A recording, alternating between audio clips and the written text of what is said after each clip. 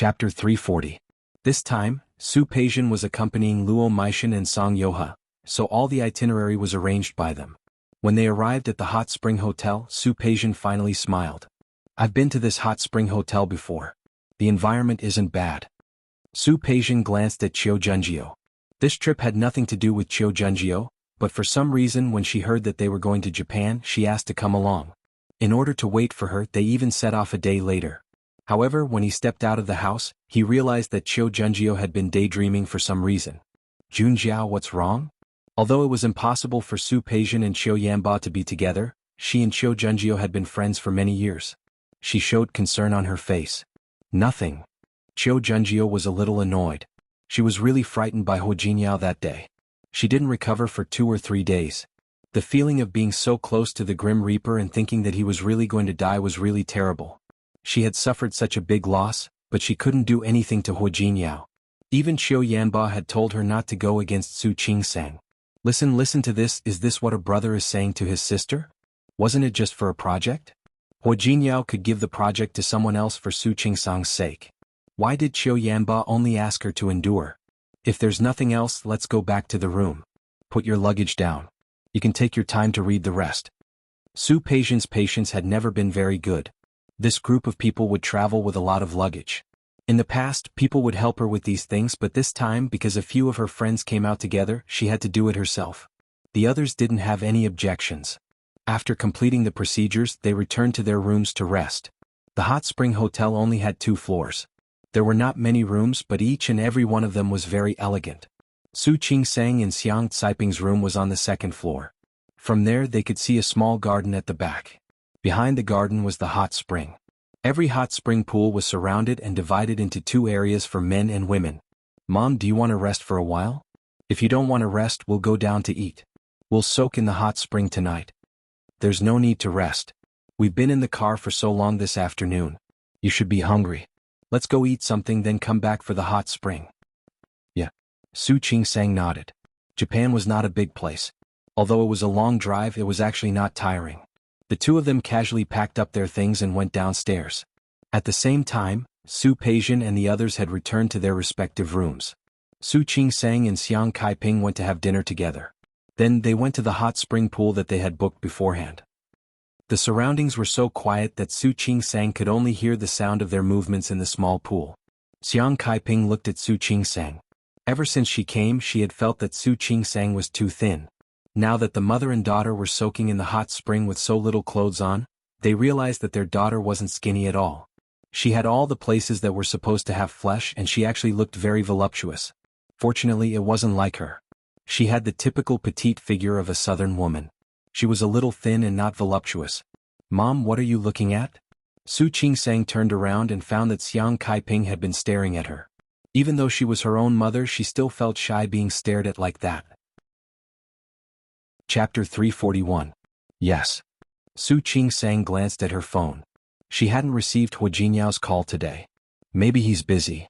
Xiang Caiping had learned a little about Hu Jinyao's identity. He was indeed very busy. He often had to work overtime, socialize, and deal with a lot of things. Speaking of which, you've been married for half a year, right? Do you plan to have children? Xiang Caiping didn't think that having children would make a marriage stronger, but Su Qingsang was over 25 years old. At this age, it was the best time to have a child. No. Su Qingsang shook her head. Her smile was a little unnatural. It's still early. There's no rush. Ever since Hu Jinyao found out that she was taking birth control pills, he had been taking precautions. That was the tacit understanding between them. They both felt that it wasn't a good time to have children. Since that was the case, they would have children later. Seeing her like that, Xiang Caiping suddenly thought of a possibility. Qingsang, you don't want children because of my relationship with your father, do you? Of course not. Su Qingsang denied without thinking. I just feel that I'm still young and don't want to have children so soon. Xiang Caiping glanced at her and didn't say anything, but she knew that Su Qingsang wasn't telling the truth. She must have done it because of her, because Su Qingsang felt that she was an illegitimate daughter. Her biological father treated her like that, and she, as a mother, wasn't by her side before. Xiang Caiping felt a little sad. She didn't know where to start. She lowered her head and covered the tears in her eyes with the heat of the hot spring. Su Qingsang didn't know if Xiang Caiping believed her. She wanted to explain more, but Xiang Kaiping already looked up at her with a faint smile. This hot spring is quite comfortable. Didn't the waiter say there was scented tea? I want to have a drink. Do you want one? Let me get it. Su Qingsang got up to serve Xiang Kaiping the scented tea as she spoke. Seeing that Xiang Kaiping believed her, she didn't mention it for a while. Although it was comfortable to soak in the hot spring, they couldn't stay in it forever. Xiang Kaiping was used to going to bed early, so they got up early and went back to their room to rest. Not long after they returned to their room, Su Peijian and the others left their room to soak in the hot spring. Xiang Kaiping went to bed early, but Su Qingsang couldn't fall asleep. In the past 2 days, Hu Jinyao would call her every day, but today so much time had passed and Hu Jinyao hadn't contacted her. Su Qingsang turned over and found that it was almost 11 o'clock at night. If Hu Jinyao didn't call, she would go to bed. As soon as she thought that, her phone screen lit up. Looking at Hu Jinyao's name on the screen, Su Qingsang quickly turned off the volume. She turned around and found that Xiang Kaiping was still asleep. She quickly got up and went to the bathroom with her phone. You picked up the phone so quickly? What? Didn't you sleep? I was just about to sleep. Su Qingsang's voice unconsciously softened. What about you? Why are you so late? I'm working overtime. In fact, Hu Jinyao had said that he would go to Japan, but after he returned to Rong City, he was entangled with a lot of things. He was still working overtime in the company. I wanted to come to Japan to look for you, but I might not be able to come so soon. It's okay, I'm having a good time with my mom. If you're going to work, you don't have to come. We'll come back on our own in a few days. Su Qingsang could understand that work was more important. But she was more or less disappointed. Chapter 342. Hu Jinyao really didn't have time these days, not only because of the company's business. Hui Yifan and Hui Yang had been restless during this period. He wasn't afraid of them, but Hu Mingguang liked those two nephews and always gave them opportunities again and again. Then have fun. Go where and what you want to do. Talk to that girl directly. I know I will. Su Qingsang heard that Hu Jinyao sounded a little tired. Are you very tired? I think your voice is a little hoarse. You have to rest. Don't tire yourself out. Thank you for your concern, wife. I will. Hu Jinyao looked at the time as he spoke. It was exactly 11 o'clock. He suddenly said, Happy New Year. What? Tomorrow is New Year's Day. Japan is an hour earlier than China. So it should be New Year's Day now. Happy New Year. Su Qingsang was stunned. It was so quiet here that she had forgotten. Today was the last day of the year. Happy New Year to you too. Hu Jinyao seemed to be very satisfied. I should be the first person to say hello to you in the new year, right? Yes. Su Qingsang nodded. Do you want me to call you at 12 and be the first person to say hello to you? No need. Go to bed early. Otherwise, how can you have the energy to play tomorrow? Okay. He was always so considerate. Su Qingsang really felt warm in her heart. Hu Jinyao saw Yang Wenchang come in with a document with a serious expression. He made a gesture and spoke to Su Qingsang on the other end of the phone in a very low voice. It's getting late. You should rest. Okay. You too. After hanging up, the gentleness on Hu Jinyao's face completely disappeared. He stared at Yang Wenchang with burning eyes. How's the investigation going? Is there any result? Yang Wenchang took a few steps forward and put the document in front of Hu Jinyao. President Hua, I've already checked, but there seems to be some discrepancy. What discrepancy? Take a look first. You'll know after reading it. Hu Jinyao took the document from his hand. After casually flipping through a few pages, his eyes suddenly became sharp. President Hua? Yang Wenchang was a little nervous by his expression. Hu Jinyao waved his hand and said, Go do something for me. Yang Wenchang listened to his instructions, nodded, then turned around and left. Hu Jinyao turned around and looked at the night sky outside the window. His eyes were deep. Su Qingsang went to bed soon after receiving Hu Jinyao's call. Early in the morning, she followed Xiang Kaiping out to eat the specialty noodles of a nearby noodle restaurant. After they finished eating, they listened to the tour guide introduce the fun places nearby.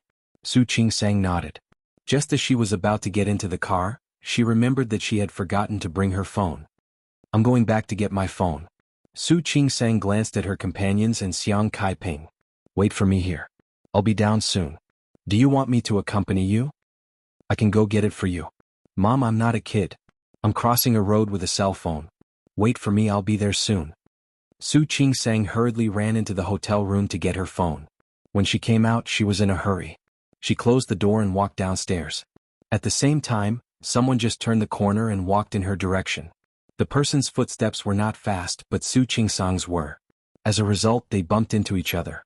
Su Qingsang took 2 steps back.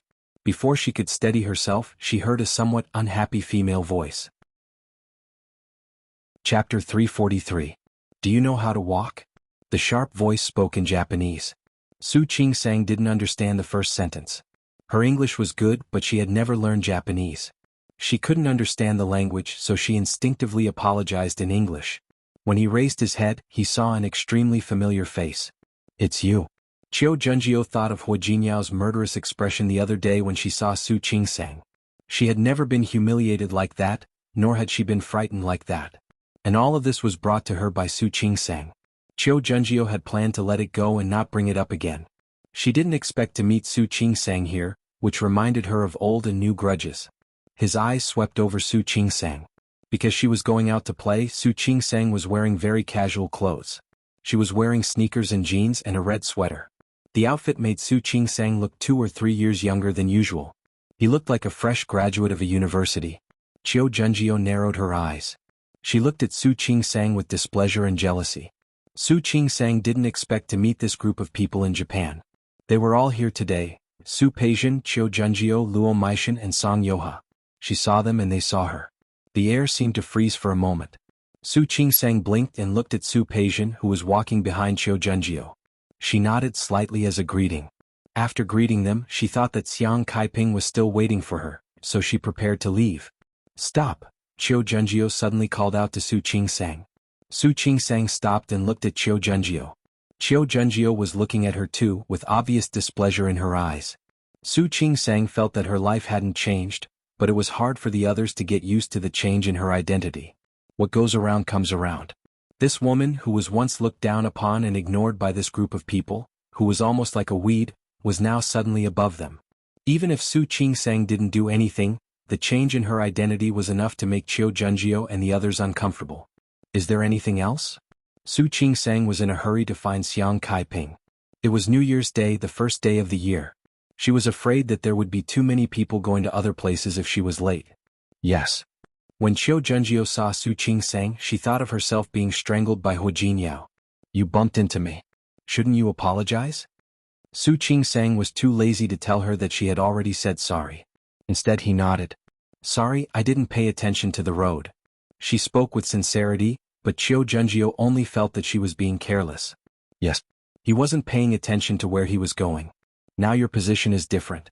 If you can walk sideways, how can you see the road with your nostrils facing up? Su Qingsang's brows furrowed slightly when she heard what he said. He moved his lips and was about to retort when he remembered that Xiang Kaiping was still waiting for him. He raised his eyebrows slightly. Are you done? Can I go now?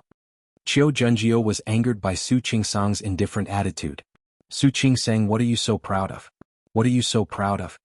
How could she be so smug? Su Qingsang didn't understand. Looking at the situation in front of him, he didn't want to waste any more time. Chapter 344. Illegitimate daughter? Su Qingsang raised her eyebrows slightly. Yes. I'm just an illegitimate daughter. Are you done? If you are, please make way. I'm not done. Qiu Junjiu blocked her way. Can't I? Su Qingsang had wanted to just leave. But looking at the situation in front of her, she couldn't leave right away.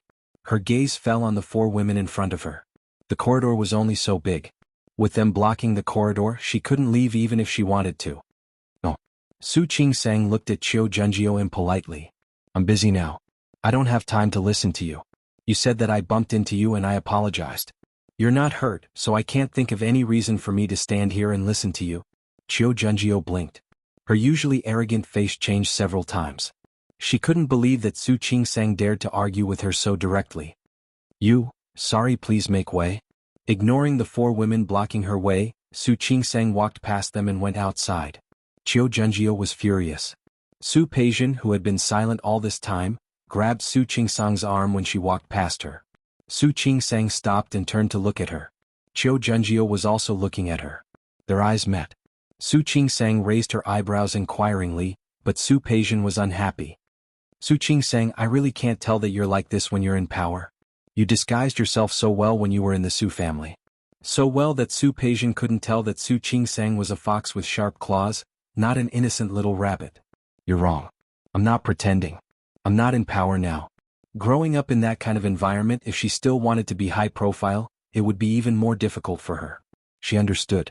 She tried to pull her hand out, but Su Peijian held it tightly, which made her frown uncomfortably.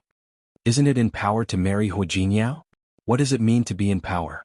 Su Qingsang, you weren't like this in the past. Su Peijian squeezed Su Qingsang's arm slightly, not letting her break free. Do you know what you were like in the past? As she spoke, Su Peijian moved closer to Su Qingsang's face. I think you're too arrogant and proud now. Have you forgotten how pitiful you used to be? Su Peijian. Let me go. Su Qingsang's other hand clenched, trying to restrain herself. I'll let you go. I just wanted to remind you. No matter how arrogant you are, how proud you are, how cocky you are, you can't hide the fact that you have. You can't hide the fact that you've never been loved or cared for since you were young. You're a pitiful worm. Are you done? Su Qingsang's expression changed slightly. If you're done, then let me go. I'm not done. The calmer Su Qingsang was, the angrier Su Peijian became. Su. SP Su Pehen more. Su Qingsang. Why could Su Qingsang marry Hu Jingyao and make Qiu Yanba miss her so much? If Su Qingsang hadn't married Hu Jingyao, if she had still been a pitiful illegitimate daughter that no one cared about, why would Qiu Yanba even spare a glance at her? Do you remember? You cried and called me mom. You wanted to call her mom too. But my mom ignored you. What happened to you? You were crying in your room, weren't you? Right? Chapter 345. Ever since I was young, you could only watch Yusin and I enjoy motherly and fatherly love. What about you? What about you? Have you forgotten that your mother didn't want you and abandoned you? My father didn't like you and didn't want you. If my mother didn't pity you, you would have been thrown out of the Su family. If I had kept you in the Su family, you would have been thrown out long ago and died in some corner of the world. Why are you being so arrogant in front of us? Qiu Junjiu finally heaved a sigh of relief. Luo Meishan and Song Yoha watched the scene in front of them without saying a word. However, the three of them had the same satisfaction in their eyes. They were watching a good show. Su Peijian. Su Qingsang didn't care about the others. Her eyes, which had always been clear and indifferent, were cold at this time. Are you done? Not enough. Su Peijian had been holding back her anger. She just wanted to vent it. Let me tell you, you are not only an illegitimate daughter. Your mother is a mistress. No matter how arrogant you are, you can't hide the fact that your mother is a mistress. Su Qingsang took a deep breath and raised her hand to slap Su Peijian's face. However, a hand was faster than her. The slap not only shocked Su Peijian and the others, but also Su Qingsang. Her hand hadn't fallen yet. She turned around and found Xiang Kaiping was there. She didn't know how long she had been listening, but her face was red. Her hand was still in the air and her breathing was heavy. Her wrinkled eyes stared at Su Peijian with hatred. Although she wasn't young, she had suffered a lot. The slap was hurried, fast and hard. Su Peijian didn't have time to react before she was hit. There was an obvious five-finger mark on her face. Su Peijian was dumbfounded by the immense pain on her face. She stared at the woman who had appeared out of nowhere. Who do you think you are? How dare you hit me?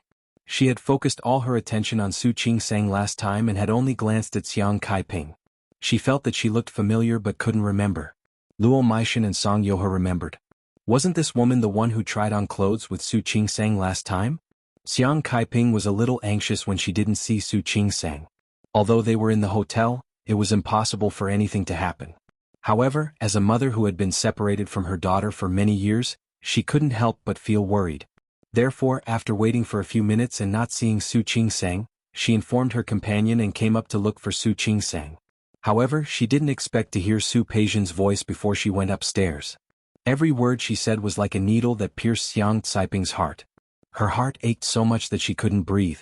Unbeknownst to her, her daughter had been ignored by her biological father and looked down upon by her half-sister. Being put in a difficult position by his biological father's spouse. She had been hiding in Rong City all this time. She had always thought that Su Qinghui would take good care of her daughter and treat her daughter well. How big of a mistake had she made? The self-blame that she had already suppressed crushed her once again. She felt that she was unforgivable. She even felt that no matter what she did in this life, she would never be able to make it up to Su Qingsang. Her mind was full of thoughts about what she would do in the future and how to make it up to Su Qingsang. She heard Su Peijian say that she was a mistress. Chapter 346. Xiang Kaiping had slapped Su Peijian very hard. She still felt that it was not enough. Who do you think you are? Xiang Kaiping was not as gentlemanly as Su Qingsang. She grabbed Su Peijian without thinking. Her eyes were unprecedentedly gloomy. Who do you think you are? What right do you have to scold my daughter? What happened to your upbringing? Is this what your parents taught you? Su Peijian's face was still hurting. She couldn't even cover her face when Xiang Kaiping grabbed her. She just looked at the woman and understood the meaning behind her words. Her daughter? Su Qingsang? How did Su Qingsang become her daughter? Before Su Peijian could think it through, Xiang Kaiping couldn't bear it anymore. She couldn't let it go. The emotions that had been stuck in her heart for so many years seemed to have an outlet. She grabbed Su Peijian's hand and didn't let her break free. Who are you calling a mistress? Who do you think is a mistress? Let me tell you. I'm not a mistress. The mistress is your mother. Your mother, Li Qianxue, is the mistress. She stole my man. She shamelessly set up your father and had sex with him. That's how they got married. Su Peijian had never heard of this. She widened her eyes and looked at Xiang Kaiping in shock. You're talking nonsense. I'm talking nonsense? You can go home and ask Li Qianxue. Who is the mistress? Who shamelessly stole someone else's man? Xiang Kaiping shook off Su Peijian's hand and took a deep breath. She turned to Su Qingsang. Qingsang, are you okay? Su Qingsang shook her head gently. Mom, I'm fine. She stepped forward to help Xiang Kaiping. Her eyes were complicated. She was very happy that Xiang Kaiping was standing up for her. However, she was a little worried. She had spent a lot of time to stop Xiang Kaiping from thinking about what had happened to her. After Su Peijian's antics, Xiang Kaiping's self-blame and discomfort would probably not go away for a long time. Qiu Junjiu and the others were stunned by the scene in front of them. Everyone else looked at Xiang Kaiping and her daughter blankly. Even Qiu Junjiu, who was usually sharp-tongued, was shocked by this turn of events. That's good. Xiang Kaiping couldn't take this lying down. She turned around abruptly and glared at Su Peijian. Miss Su, I'm warning you. There are people who want Qingsang. She is my most precious daughter. In the future, please watch your words. If there is a next time, I won't be polite. After saying that, she took Su Qingsang's hand and was about to leave. Su Qingsang pulled her hand back, patted her shoulder, and walked to Su Peijian. Qingsang. Firstly, I'm not arrogant. Whether it's in the past or now, I'm only doing what I think I can and can do. I Su. Can I Jing. Si Su Jiner, she si Su silly she you. She you. You Su. You. I sincerely hope that we can mind our own business. It's better for you and for me, don't you think? After saying this, she held Xiang Kaiping's hand and left. Chapter 347. She had always been pampered by Su Qinghui and Li Qianxue since she was a child. Except for the occasional annoyance with Su Qingsang, her life had always been smooth sailing. But recently she had kicked a steel plate because of Su Qingsang. Today she had been slapped hard in the face. And the person who had slapped her was Su Qingsang's mother? The mistress between her mother and her father? How could Su Peijian take this lying down? What shocked her even more was Xiang Kaiping's nonsense. How dare she say that Li Qianxue was a mistress? How dare she? She had lost her usual arrogance and composure.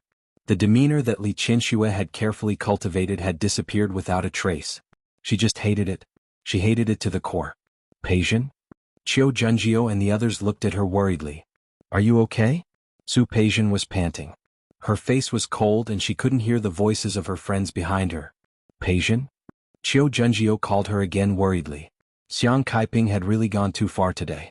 How dare she hit her? I'm fine. Su Peijian's words were almost squeezed out from between her teeth. The others looked at each other and saw the worry in each other's eyes. Peijian, your face. Why don't we go back and apply some medicine? Su Peijian didn't refute. She kept adjusting her breathing and finally nodded coldly. Qiu Junjiu and the others followed her back to her room. Su Peijian's hands were tightly clasped together. Her eyes had never been so gloomy. Su Qingsang and Xiang Kaiping were silent all the way until they got into the car. Seeing that both of them didn't look too good when they got into the car, Yumei was smart enough not to ask. Su Qingsang looked at Xiang Kaiping's pale face and sighed softly. "Mom, you didn't have to do this." Because Yume was there, she spoke in Lin City's dialect. Xiang Kaiping couldn't speak. She kept her head down. Her hand was clenched into a fist on her knee, and her other hand was placed on her chest, pressing it tightly. Su Qingsang knew that she was trying to control her emotions. She wanted to comfort her but didn't know where to start. In the end, she put her arms around her shoulders and said, "Mom, I'm fine." It was true. It was all in the past. Those things have long passed. Xiang Kaiping still didn't speak, but Su Qingsang saw tears fall from her eyes as she kept her head down. She felt a little helpless, a little sad and a little touched. Actually, Dad isn't as bad as she said. Su Qingsang knew that any explanation would be useless, but she still wanted to make her feel better. At least for all these years I haven't been cold or hungry. Although I can't ask for more, it's already much better than the children of ordinary families. Xiang Kaiping still did not speak. She could not open her mouth. She was afraid that if she opened her mouth, she would burst into tears. Su Qingsang blinked her eyes and finally picked a few relaxing things to tell her. "Mom, look, we're going to play now. How can I have fun if you're like this?" Xiang Kaiping waved her hand. She needed some time to calm herself down. Su Qingsang knew that it was useless to persuade her, so she hugged her mother tightly and leaned her face on her shoulder. "Mom, I'm really fine. This is good, really good." Chapter 348. Moreover, if it weren't for the Su family's cold treatment for so long, she wouldn't have achieved what she had today. 25 years old, a medical graduate student, planning to take the medical master's exam. She had been working hard since her internship in her 3rd year. Now she was a talent valued by both the hospital and the department. Xiang Kaiping stopped crying, but her breathing was still unstable. Her throat was choked. That kind of emotion couldn't be comforted by a few words from Su Qingsang. No matter how good Su Qingsang was now, it couldn't make up for Su Qinghui's neglect of her in the past. It also couldn't make her forget that he abandoned her with a clear conscience. She was the original sin. Yumi didn't quite understand what they were talking about. After thinking about it, she leaned over from the front seat and asked in a low voice, "Qingsang, is your mother okay?" "She's fine." Su Qingsang shook her head and signaled for Yumi to stop asking. Yumi was a very famous escort in Japan.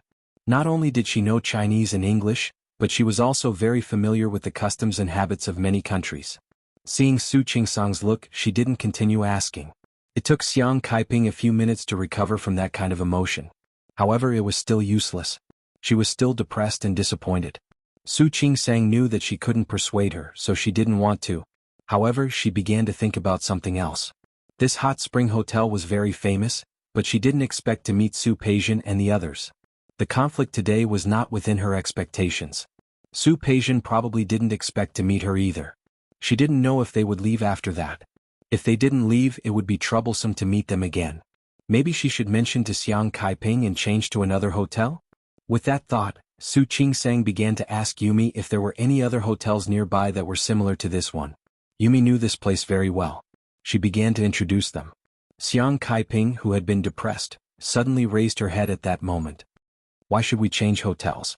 "We're not changing hotels." "Mom? Why should we change hotels? They should be the ones changing hotels." After what happened just now, Xiang Kaiping had a lot of imagination. She now thought of Su Qingsang as a poor little girl who had been oppressed by the Su family. Even if Su Qingsang promised her that she was doing well, she wouldn't believe it. She would only think that Su Qingsang was lying to her. "All these years you've always given in to them, but how did they treat you?" Xiang Caiping's voice was so soft that only Su Qingsang, who was sitting next to her, could hear it. She could still clearly hear the anger in her voice. He sighed helplessly and said, "Mom, I've been living well all these years." She put aside the desire she had when she was young and the indifference of the Su family. She was well-fed and well-clothed, so she was not short of money. She used to want to work to get rid of the Su family, but later Su Qinghui bought her a house, so she gave up. She put all her heart and soul into her studies, so her grades were better than the average person's. "It's really good. Don't lie to me." Xiang Kaiping would not listen to her explanation.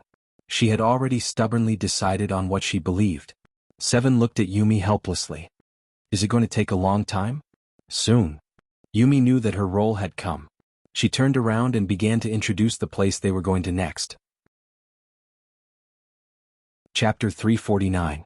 Su Qingshuang really didn't mind having conflicts with them, But Su Peijian was Su Qinghui's most beloved daughter. She couldn't guarantee that Su Qinghui wouldn't cause trouble for Xiang Kaiping because of that slap. It was better to have less trouble than more trouble. To Su Qingsang's relief, when they returned to the hot spring hotel that night, Su Peijian and the others had already left. She confirmed with the hotel owner again and again that they had indeed left. That was good. It would be best if they didn't run into each other. However, thinking about the slap that Xiang Kaiping gave Su Peijian, Su Qingsang didn't know why, but she felt a little uneasy. After thinking about it, she didn't tell Hua Jinyao about meeting Su Peijian. When Hua Jinyao called again in the evening, she only told him about some interesting things that happened during the day. Hua Jinyao was obviously very busy. She could even hear the sound of typing on the keyboard on the other end of the phone. After repeatedly reminding Hua Jinyao to take care of himself, Su Qingsang hung up.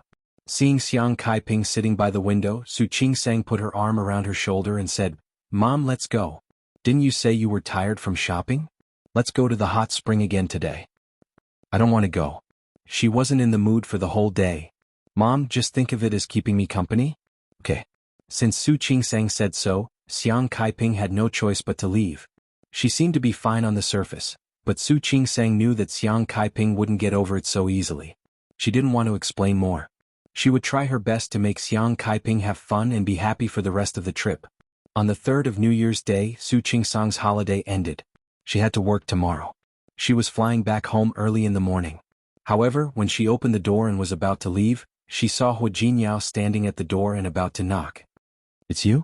Su Qingsang was surprised by his sudden appearance. "Why are you here?" Hua Jinyao smiled and reached out to hold her in his arms. He hugged her very tightly. Su Qingsang buried her face in his chest. The weather in Japan was getting colder on New Year's Day. Hua Jinyao's clothes were still cold, but Su Qingsang felt very warm and touched. After hugging her enough, Hua Jinyao held her face and kissed her lips. An extremely long and lingering kiss. When Su Qingsang was almost out of breath and her legs were weak, he finally let go of her. However, they were still standing close to each other with their foreheads touching hers. "Did you miss me?" Su Qingsang blushed a little. She looked at him and nodded slightly. "Yes. Honey, I missed you too." Hua Jinyao hugged her again. "Are you going to check out now?" "Yes." Su Qingsang nodded, suddenly realizing that Xiang Kaiping was still in the room. Sure enough, she was standing behind them with a smile on her face. Su Qingsang blushed even more. When she saw Hua Jinyao, she forgot that Xiang Kaiping was leaving with her. You haven't told me why you're here." "Didn't I say I would accompany you to Japan?" In the end, he had too much work to do and was only able to finish it last night. After sleeping for 2 hours, he flew over. "I can't play with you, but I can take you home." Su Qingsang bit her lip. Her eyes fell on Hua Jinyao's face, as if only then did she realize that he didn't look well. He looked a little tired and his eyes were faintly bloodshot. There were dark circles under his eyes. Chapter 350. Although it wasn't a long flight from Lin City to Japan, Su Qingsang really felt sorry for him. "It's okay, I'm in good health." It took 3 hours to fly from Lin City to Japan. However, it only took slightly more than an hour to fly from Rong City. Su Qingsang complained in a low voice, but the expression on her face was somewhat sweet. How could she not be touched and like such a thoughtful Hua Jinyao? Let's go home." Hua Jinyao reached out his hand and said, "Mom, give me my luggage." After seeing Hua Jinyao, Xiang Caiping's gloomy mood for the past few days was not completely swept away, but it did dissipate quite a bit. His daughter was blessed after all. Seeing how Hua Jinyao treated her now, she knew that she would definitely live a happy life in the future. If her daughter was happy, she would feel less guilty. Hua Jinyao didn't know about the change in Xiang Caiping's mood. He only felt that after the trip, Xiang Kaiping and Su Qingsang's relationship seemed to have improved. This kind of closeness was something he was happy to see. When they boarded the plane, Su Qingsang felt sorry for Hua Jinyao. She asked the stewardess to bring him a blanket and an eye mask so that he could have a good rest. Hua Jinyao leaned over and kissed the corner of her lips. "Honey, are you feeling sorry for me?" "Don't worry, I'm in good health. It's okay to lose a few hours of sleep. Who cares about you?" Her mother was still sitting in the back. Su Qingsang glared at him coquettishly. "I care about myself. I've been playing for the past few days, so I'm going to sleep now." "Is that so? Then hurry up and sleep." Hua Jinyao covered her body with the blanket and handed her the blindfold. "All right. Let's sleep together." The two of them closed their eyes and lay down. Before Su Qingsang closed her eyes, she heard Hu Jinyao say, "It's boring to sleep together on the plane. Qingsang, let's sleep together when we get back." Su Qingsang blushed. Hu Jinyao was always so flippant. Hu Jinyao's eyes were closed. He didn't speak, but his hands were tightly held between them. When Su Peijian got home, Li Qianxue was not there. She had a meeting to attend today. She was the host of the Lin City Women's Chamber of Commerce. She had to attend such meetings every time. Old Master Li was playing chess with Su Yusin. When he saw Su Peijian coming home, he waved at her. However, Su Peijian only responded casually and quickly rushed upstairs to her own room. "What happened to your sister?" Old Master Li looked at Su Yusin worriedly. Su Yusin picked up a chess piece and put it in place. He looked up because of Old Master Li's words. Who knows? Didn't he go to Japan to play? Maybe he's not having fun? She went out with Qiu Junjiu and the others. Why would she be unhappy? Not to mention Su Qinghui and Li Qianxue. Even Old Master Li was very fond of this granddaughter of his, who had always had a sweet mouth and was especially good at pleasing the elders.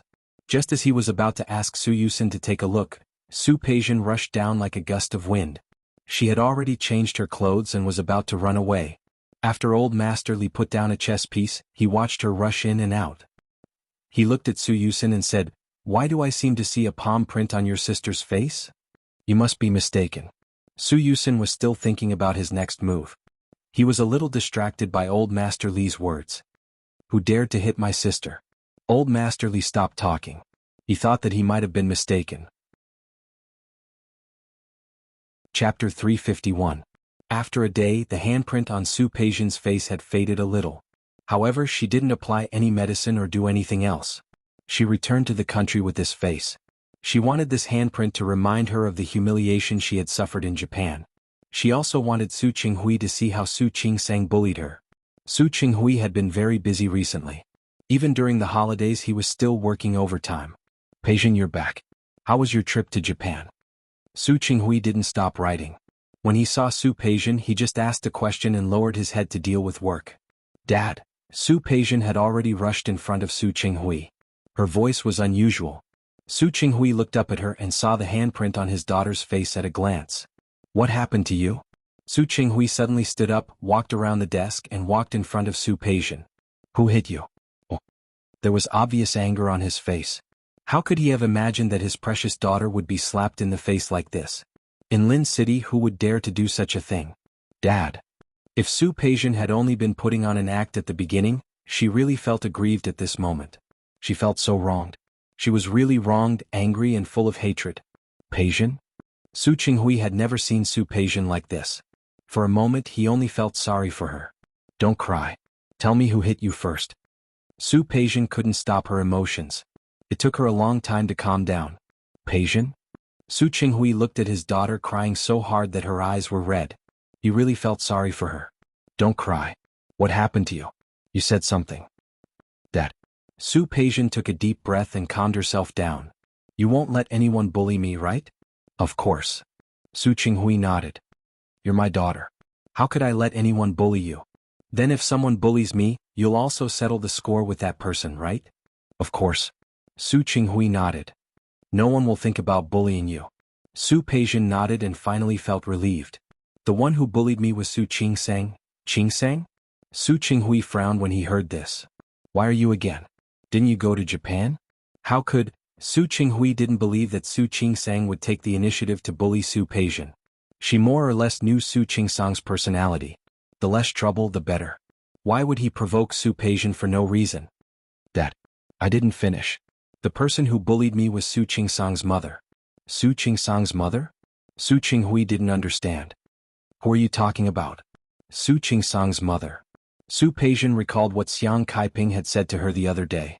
"Her mother actually called my mother a mistress? She said that my mother snatched you away from her. This can't be real, right? She lied to me, right?" "What do you mean her mother, your mother?" Su Qinghui thought of something and suddenly became a little confused. "Tell me slowly. I can't understand you like this." "Dad." Su Peijian had finally calmed down. Looking at Su Qinghui's face, she knew that he truly cared about her. She felt much more at ease. After calming down, she took a deep breath and told him about her encounter with Su Qingsang and her mother in Japan. Su Peijian was much less angry with Su Qingsang than Xiang Kaiping. After all, Su Qingsang was Su Qinghui's daughter. Chapter 352. How dare she hit her and humiliate her like that? Dad, tell me. I'm begging you to tell me that I'm not what that woman said. My mother is not what that woman said. Tell me, tell me. Su Peijian was a little agitated. She shook Su Qinghui's arm and insisted on an answer. Dad, tell me, tell me. She lied to me, didn't she? Didn't she? Su Qinghui was dumbfounded. He didn't expect things to develop like this. For him, this was really a shocking thing. How could this happen? How did Su Qingsang meet Su Peijian in Japan? Not only did they meet, but Xiang Kaiping and Su Peijian had sex? Looking at Su Peijian, Su Qinghui was speechless. For the first time in decades, he felt a little confused.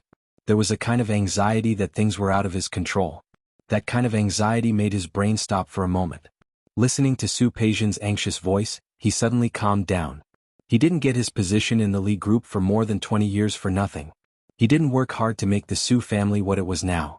If he hadn't been able to weigh the pros and cons, how could he have become what he was now? Dad, tell me.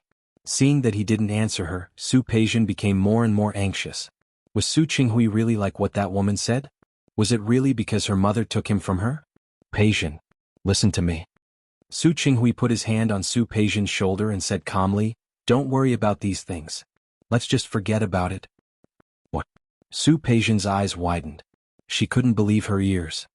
Dad, what did you say? I said let's just forget about it. Dad. Su Peijian raised her voice. She couldn't believe her ears. What did you say? Say it again. I said, is what that woman said true? The only thing Su Peijian could think of was this. Did my mother really take you from her? Peijian. Su Qinghui frowned. He wanted to explain, but Su Peijian didn't want to hear it. Don't call me that. She shook her head. Thinking of that woman, she wanted to slap her. Do you know that woman hit me? She hit me? Su Peijian couldn't take this lying down. Ever since we were young, you and my mother couldn't even bear to lay a finger on me, but that woman hit me? Peijian. You don't want to help me take revenge, don't want to help me punish the woman who bullied me, and instead want me to let it go? Su Peijian took a big step back and kept shaking her head. So those were all true? You really don't love my mom? You love that woman? Su Qinghui frowned subconsciously. Peijian, it's not what you think. Your mother and I I don't want to hear it. Su Peijian couldn't take it anymore. She waved her hand, her face full of despair. No wonder that woman dared to hit me. Peijian. Su Qinghui hadn't expected the conflict between Su Peijian and Xiang Kaiping. Chapter 353. Su Qinghui was stunned again. Subconsciously he resisted the idea. Peijian, I didn't. If you didn't, why didn't you help me? Su Peijian was now sure that Xiang Kaiping was telling the truth. You love that woman, so you'd rather watch me get bullied than help me, right? Peijian. What did he mean? Su Qinghui took her hand. Calm down. Many things are not what you think. I told you to let it go because I didn't want you to have a conflict with her. After all, she is Su Qingsang's mother, the woman you love the most, right? Su Peijian pushed Su Qinghui's hand away. The first half of her life had been smooth. If he wants the wind, if he wants the rain, he gets the rain. But recently she had kicked the biggest iron plate, and now she was being humiliated by her most respected father. Peijian, it's not what you think. Su Qinghui felt a headache when he saw Su Peijian like this. He almost blurted out the words that had been buried in his heart. Dad, don't find excuses for yourself. You can't explain yourself because I'm right. I'm right about everything. Is that right? Su Peijian couldn't listen to it anymore. She only felt that she had been hurt, greatly hurt. Dad, you just watched an outsider bully me. Are you worthy of me and my mother? Su Qinghui's eyes widened. He took a step forward and seemed to want to explain. Peijian, listen to me.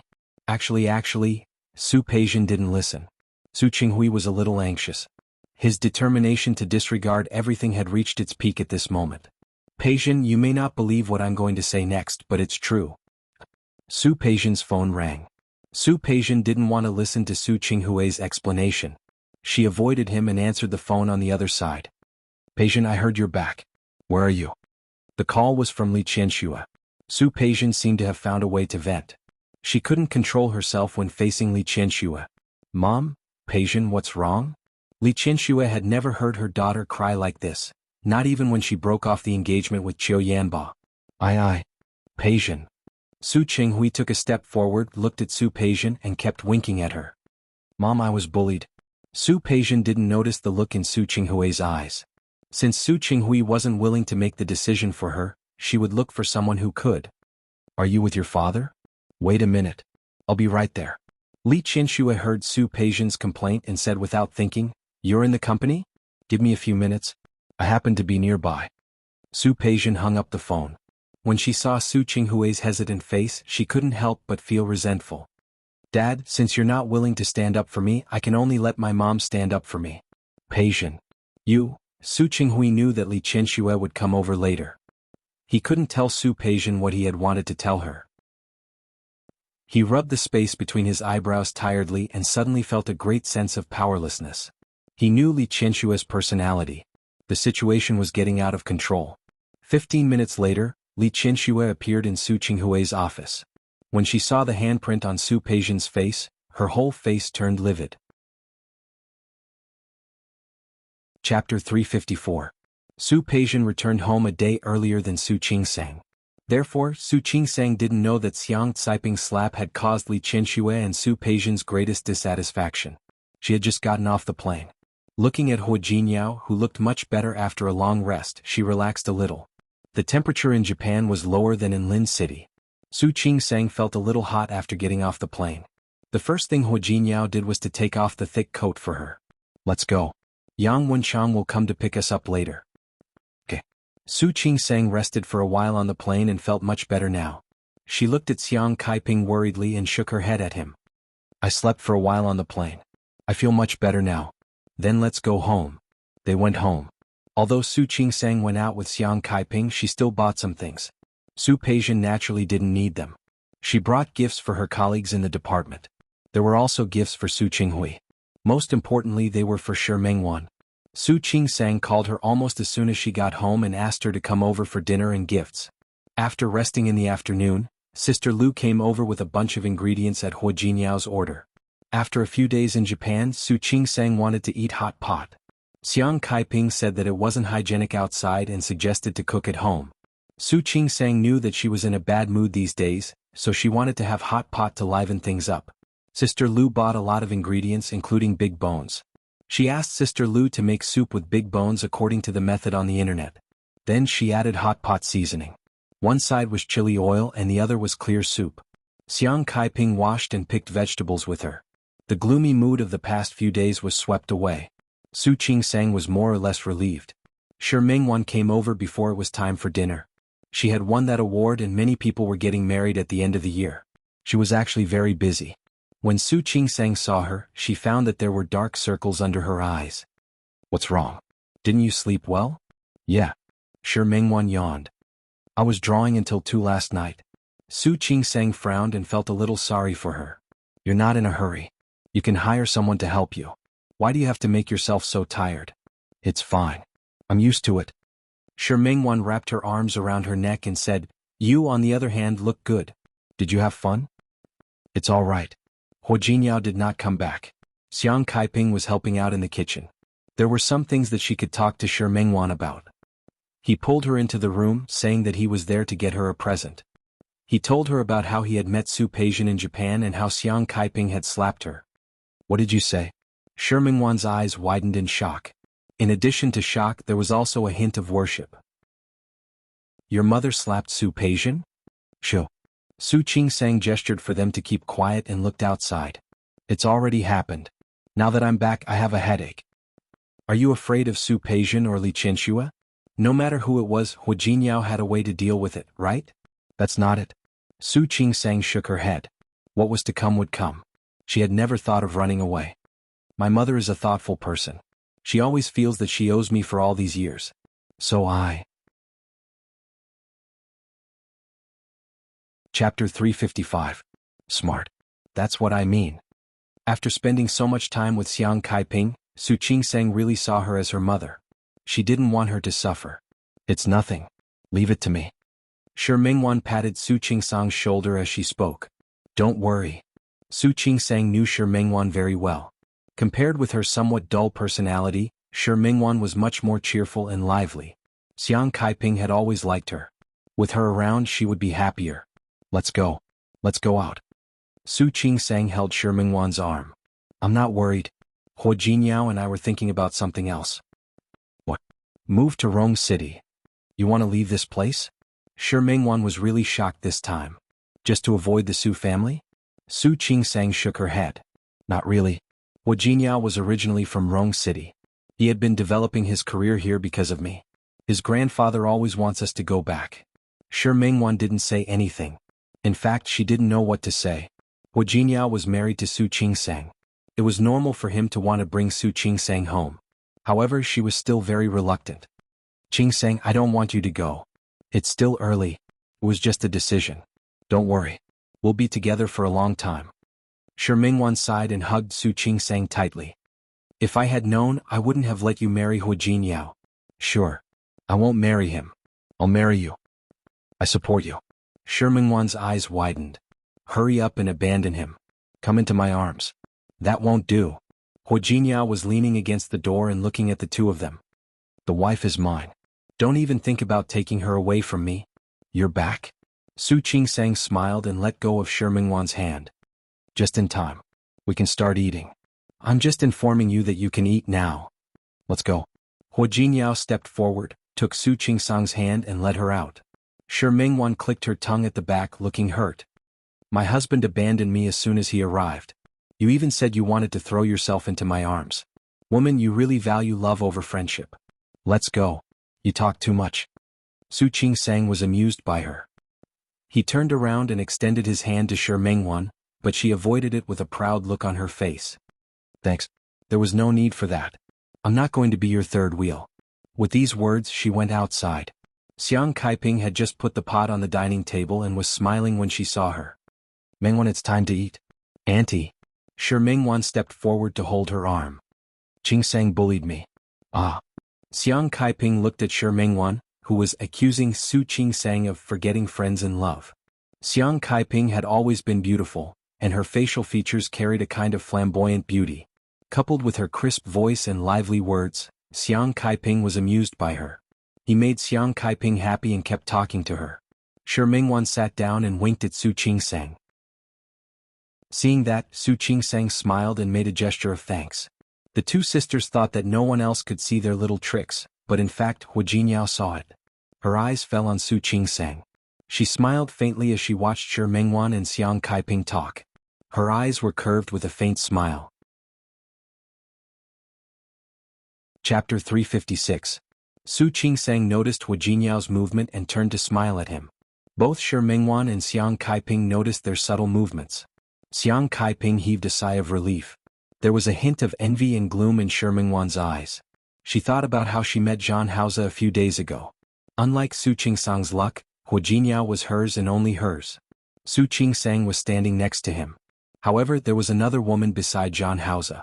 The person beside him was not her. More importantly, Zhan Haoze had long forgotten their agreement. Shaking her head, Shi Mingwan's emotional change only lasted for a moment. Soon she was talking and laughing again. He had his daughter, son-in-law, and Shi Mingwan. As expected, Xiang Kaiping was in high spirits. What happened in the past had already happened. In the future she would treat her daughter even better. He picked up the beef from the pot and put it into Su Qingsang's bowl, then put some vegetables into Shi Mingwan's bowl. The atmosphere was joyous and harmonious. Just when the atmosphere was good, the doorbell of Su Qingsang's house rang. Su Qingsang and Hua Jinyao looked at each other. He put a hand on her shoulder and got up to open the door. The person standing outside the door was Su Qinghui. Obviously he didn't expect Hua Jinyao to open the door. He was taken aback. The dining room was connected to the living room. Su Qingsang was sitting at the edge of the dining table near the living room. Seeing Hua Jinyao standing still, she turned her head and saw Su Qinghui at the door. Frowning, she subconsciously looked at Xiang Kaiping, who was sitting beside her. The smell of hot pot in the restaurant was very strong. Naturally, Su Qinghui also smelled it. You're eating? Hua Jinyao nodded slightly. Yes, we just started eating. Have you eaten, Dad? No, Su Qinghui answered subconsciously. After that, he felt a little uncomfortable. You guys go ahead. Su Qingsang felt a little awkward. She was supposed to invite Su Qinghui in for dinner, but Xiang Kaiping turned her face away from the man. She was still upset. When Shi Mingwan saw this, she tried to smooth things over again. "Hello, uncle." As she spoke, she gave Su Qingsang a look. Su Qingsang sighed, stood up, and walked over to Hu Jinyao. "Dad, if you haven't eaten, let's eat together. But I don't know if you'll eat it. We're having hot pot today." "Hot pot? Okay. Su Qinghui was a little surprised. He glanced at Su Qingsang and walked in. The dining table was rectangular. Su Qingsang and Hu Jinyao sat on one side, while Xiang Kaiping and Shi Mingwan sat on the other. Sister Lu was sitting next to Su Qinghui, so there was only one seat left for him. Su Qinghui sat down with Su Qingsang on his left and Xiang Kaiping on his right. Some ingredients had been placed on the table, but there was still a lot left. The yuanyang pot was steaming hot at this time. Su Qinghui had never experienced such a scene before. He went from being the manager of the Li Corporation to the general manager of the Li Corporation. When he was with Li Qianxue, his status became higher and fewer people dared to act casually in front of him. In the Li family, old Master Li had high blood pressure and a light but healthy diet. When he was outside, he would order a separate portion of the company's lunch. As for socializing outside, they would all go to high-end hotels, and the people they interacted with were all business elites or directors. There was no such thing as a table full of people eating hot pot together. Looking at the steaming hot pot, the smell was actually a little strong, but the smell was surprisingly appetizing. Chapter 357. The atmosphere was a bit stagnant. Su Qinghui didn't speak and so did the others. Xiang Kaiping frowned and looked at the ingredients in the pot. Finally, she picked up a piece of meat and put it in Su Qingsang's bowl. "Eat." "Thanks, Mom." The corners of Su Qingsang's mouth twitched. She knew that Xiang Kaiping was a little annoyed that Su Qinghui had come at this time. "Dad, you should eat too." Xiang Kaiping could ignore her father, but Su Qingsang couldn't. "I don't know if you'll like it. If you don't like spicy food, you can have the clear broth over here." Su Qingsang knew that Su Qinghui and his family usually ate light food. "All right." Su Qinghui didn't refuse. After Sister Lu got him a bowl, he started eating. Shi Mingwan was a little reserved at first. After all, she was also a little afraid of Su Qinghui. However, thinking about today's mission and looking at Xiang Caiping's cold face, she had no choice but to continue playing the role of the Joker. "And I eat this. Qingsang likes it very much too." Shi Mingwan picked up a shrimp dumpling for Xiang Kaiping. "Really?" These days, Xiang Kaiping was still trying to get along with Su Qingsang. She also wanted to know what Su Qingsang liked to eat. "Did you guys go to hot pot often in the past?" "Yes. Especially when the weather is cold." Shi Mingwan glanced at Su Qingsang as she spoke. "And you don't know. Qingsang had a hard time taking the postgraduate entrance examination. He would read until 1 or 2 in the morning every day. She even forgot to eat dinner a few times and I was the one who brought her food." "You're so nice to Qingsang." Xiang Kaiping glanced at Qingsang as she spoke. "No matter how much you think about your studies, your health is the most important. Don't do this again." "Mom, I didn't." Listen to her exaggeration. Su Qingsang glanced at Shi Mingwan and said, "Why don't you say that you're still drawing at 3 or 4 o'clock in the morning?" "Yes. You were the one who brought me food so that I wouldn't starve to death." She looked at Xiang Kaiping and said, "Auntie, you don't know this, but Qingsang took care of me more. After all, my life has been turned upside down more than hers." "You are all good children.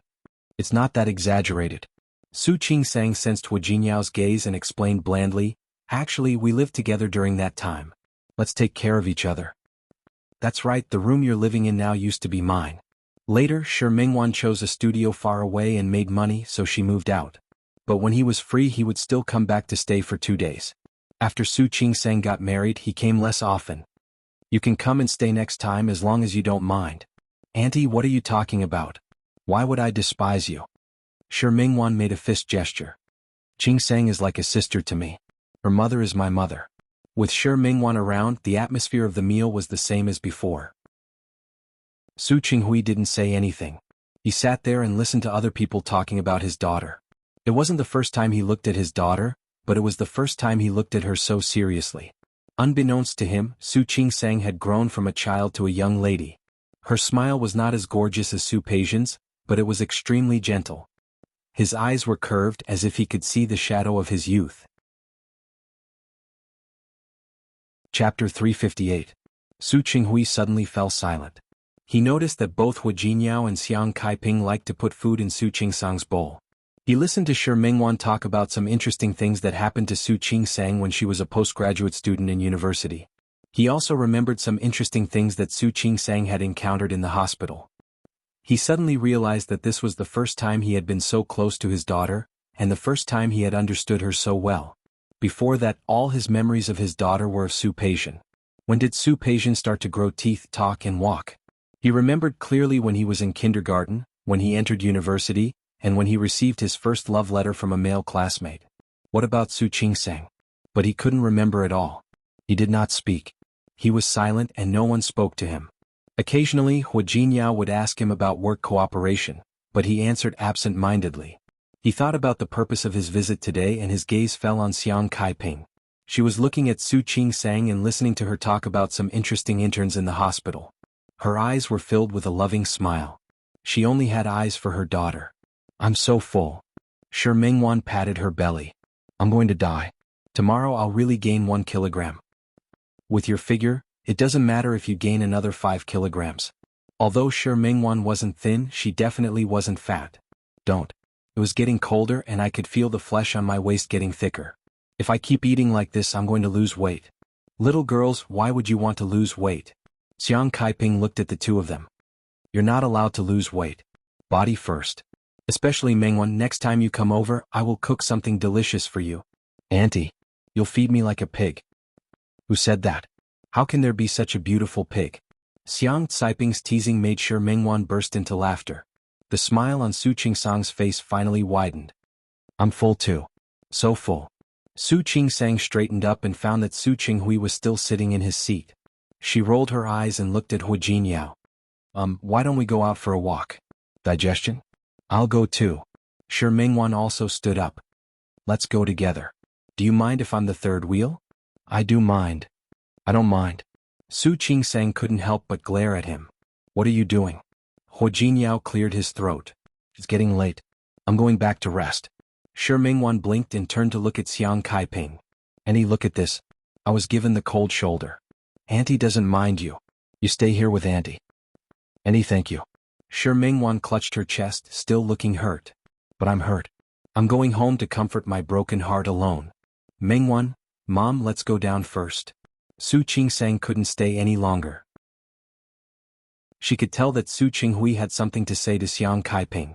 It was better for them not to stay there and cause trouble. Qingsang. Mom. Su Qingsang held Xiang Caiping's hand, intending to pull her hand away. Let's go for a walk in the neighborhood downstairs. It'll be fine. Auntie. I have to go too. Shi Mingwan stood up. Actually, I can't be a third wheel. I still have to go home to draw. The three young people left. Sister Lu swiftly cleaned up the table and bowls before taking her leave. Chapter 359. There was still a faint smell of hot pot in the air, and the lively atmosphere just now had disappeared without a trace. Xiang Kaiping wanted to go back to her room. She thought of something and got up to sit down in the living room. She turned on the phone, picked up the sweater that was half knitted, and started knitting again. Su Qinghui had been sitting at the dining table. After his daughter and son-in-law left, he stood up straight and stood next to Xiang Kaiping. Xiang Kaiping ignored him. He walked to her and sat down. Kaiping? Xiang Kaiping didn't stop knitting. She didn't even look at him. Her actions made Su Qinghui feel annoyed. Looking at Xiang Caiping's wrinkled face, which was no longer young, he felt very complicated. Did he love her? He didn't know. But he felt pity and heartache. Xiang Caiping's appearance made it much easier to find out about her past. Su Qinghui had also sent someone to investigate. He had also read the reports. It was because of that he felt a little heartache. In fact, he and Xiang Kaiping grew up together. They were childhood sweethearts, and their relationship was the most precious and understanding. He understood Xiang Kaiping and knew that she was weak. However, such a weak woman had to learn to work hard like a man. It really made his heart ache. He sighed and thought of something that had been troubling him. Kaiping, did you go to Japan with Qingsang a few days ago? Xiang Kaiping didn't answer him. She raised the sweater and looked at it. The bottom of the sweater was already knitted. She was thinking about how to knit a pattern on it. Kaiping? Su Qinghui knew that she was angry with him, but he thought that such anger would dissipate.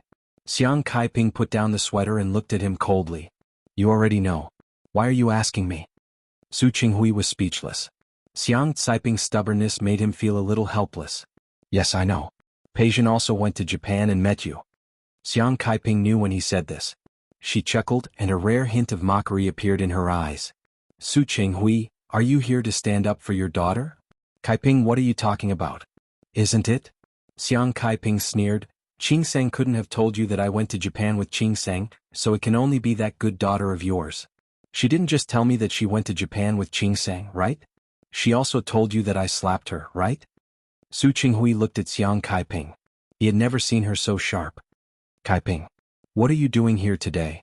So you're here to stand up for your daughter? Xiang Caiping could only feel an inexplicable anger rising in her. Li Qinshua's daughter was a human being. Was Xiang Caiping's daughter not a human being? Caiping, why would you think of me this way? Su Qinghui widened his eyes and stared at Xiang Caiping. He couldn't stand her sharp words. I wanted to talk to you about Peijin today, but I definitely didn't want to help her vent her anger. What's that? Xiang Caiping hated Su Qinghui the moment she saw him. She hated his heartlessness, hated his indifference, hated his selfishness. She also hated him for not caring about Su Qingseng. Since you're not here to help her vent her anger, are you here to apologize for her rudeness? Rudeness? Apologize? Su Qinghui was stunned. Chapter 360. Su Qinghui was stunned. Peijin, Xiang Caiping could tell from his expression that he didn't know about it at all. The anger on her face grew. Look, you don't know what happened and you don't know what your good daughter said. Why are you here in such a hurry to avenge her? Caiping, I'm not. You're not what? You're not here to explain for your good daughter? You're not here to avenge Li Qinshua's daughter? Then tell me, what are you here for? Su Qinghui was silent, looking at Xiang Caiping's agitated face. He couldn't say a word. You can't speak, can you? Xiang Caiping didn't want to see Su Qinghui. He hadn't changed much in all these years. He was still elegant and handsome. Not only did he not age, but he also became more mature, adding to the charm of a mature man. But now, no matter how handsome Su Qinghui was, he couldn't move her at all. She only had hatred for him. Su Qinghui, I don't want to see you. Get out. Su Qinghui sat still. He thought of how Li Qinshua's face turned pale when she found out that Su Peijin had been slapped yesterday. He knew Li Qinshua's personality and her bottom line. Li Qinshua's bottom line was her children. She was fierce in public, but in front of Su Peijin and Su Yusin, she had the heart of a mother. Su Peijin had been slapped, and Li Qinshuo had to avenge her. If she hadn't known that Su Qingseng and Xiang Caiping were still in Japan, she would have come here long ago. Caiping. Su Qinghui closed his eyes. He lowered his head and rubbed his temples, feeling exhausted again. You shouldn't have hit Peijin. If one day Xiang Caiping knew everything, would she regret it? He didn't know, but he was sure that he did. Because he had never thought that Xiang Caiping, whom he thought he would never see again, would come back one day. Xiang Caiping was shaking with anger. She stood up and pulled Su Qinghui up, who was still in a daze. She kept pulling his arm. Get out, get out. Su Qinghui, I don't want to see you for the rest of my life. Caiping. When Su Qinghui's body was about to touch the door, he couldn't help but yell, Qingseng is not your daughter at all. Xiang Caiping stopped shoving him. The night wind was a little chilly. Shi Mingwan went downstairs, took her gift, said goodbye to Su Qingseng and went home.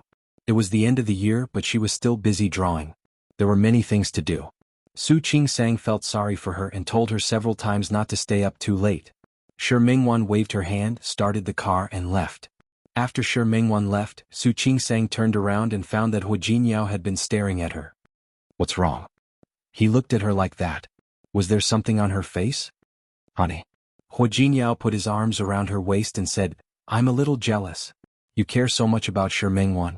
You've never cared about me like this. Su Qingseng looked up at him helplessly. Hu Jinyao, aren't you childish?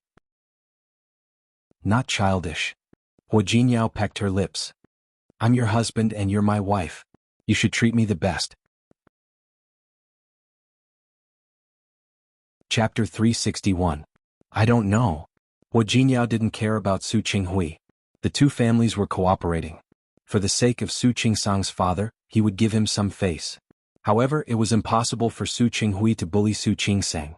I'm worried. Su Qingseng didn't tell Hu Jinyao about what happened in Japan. But now, Su Qingsang was worried that Su Qinghui would come to Xiang Kaiping because Su Peijian was beaten up. What are you worried about? Hua Jinyao sensed something different. Nothing.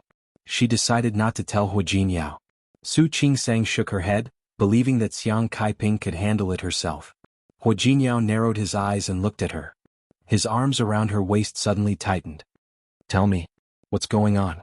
Su Qingsang pressed her lips into a straight line and held Hua Jinyao's hand instead. Nothing. I just don't understand. What?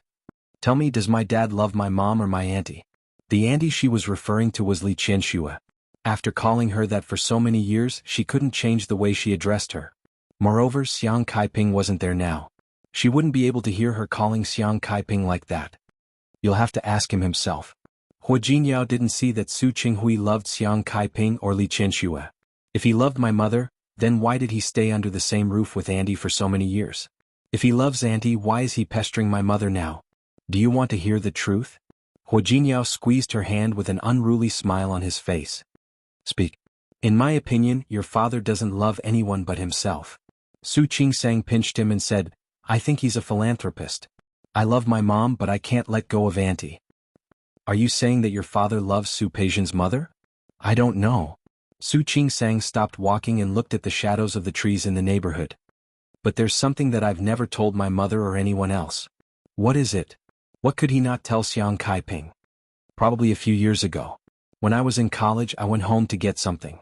Su Peijian and Su Yusen were not at home that day. When I came in, I heard that aunt was sick. I lived with the Su family and studied medicine, so I wanted to see her. Then I saw my dad. Li Qianxue had always been in good health. That illness was one of the few times that Su Qingsang could remember.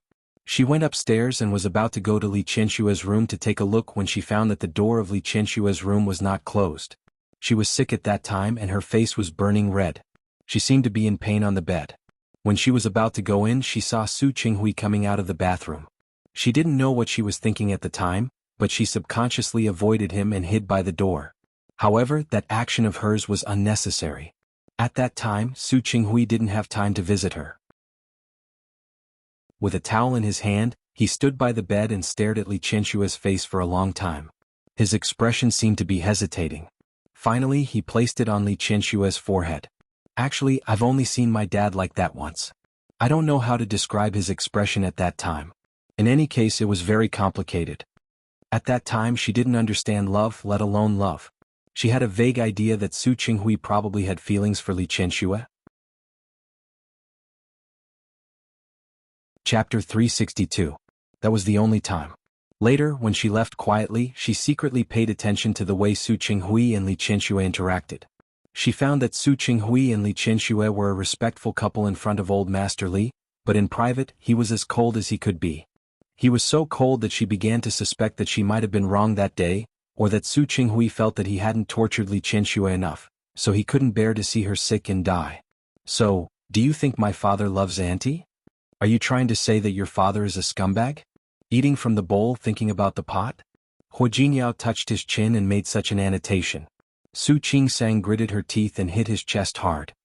What are you talking about? She did think that Su Qinghui was not a good man. However, hearing Hua Jinyao talk about his biological father like that, she felt a little strange.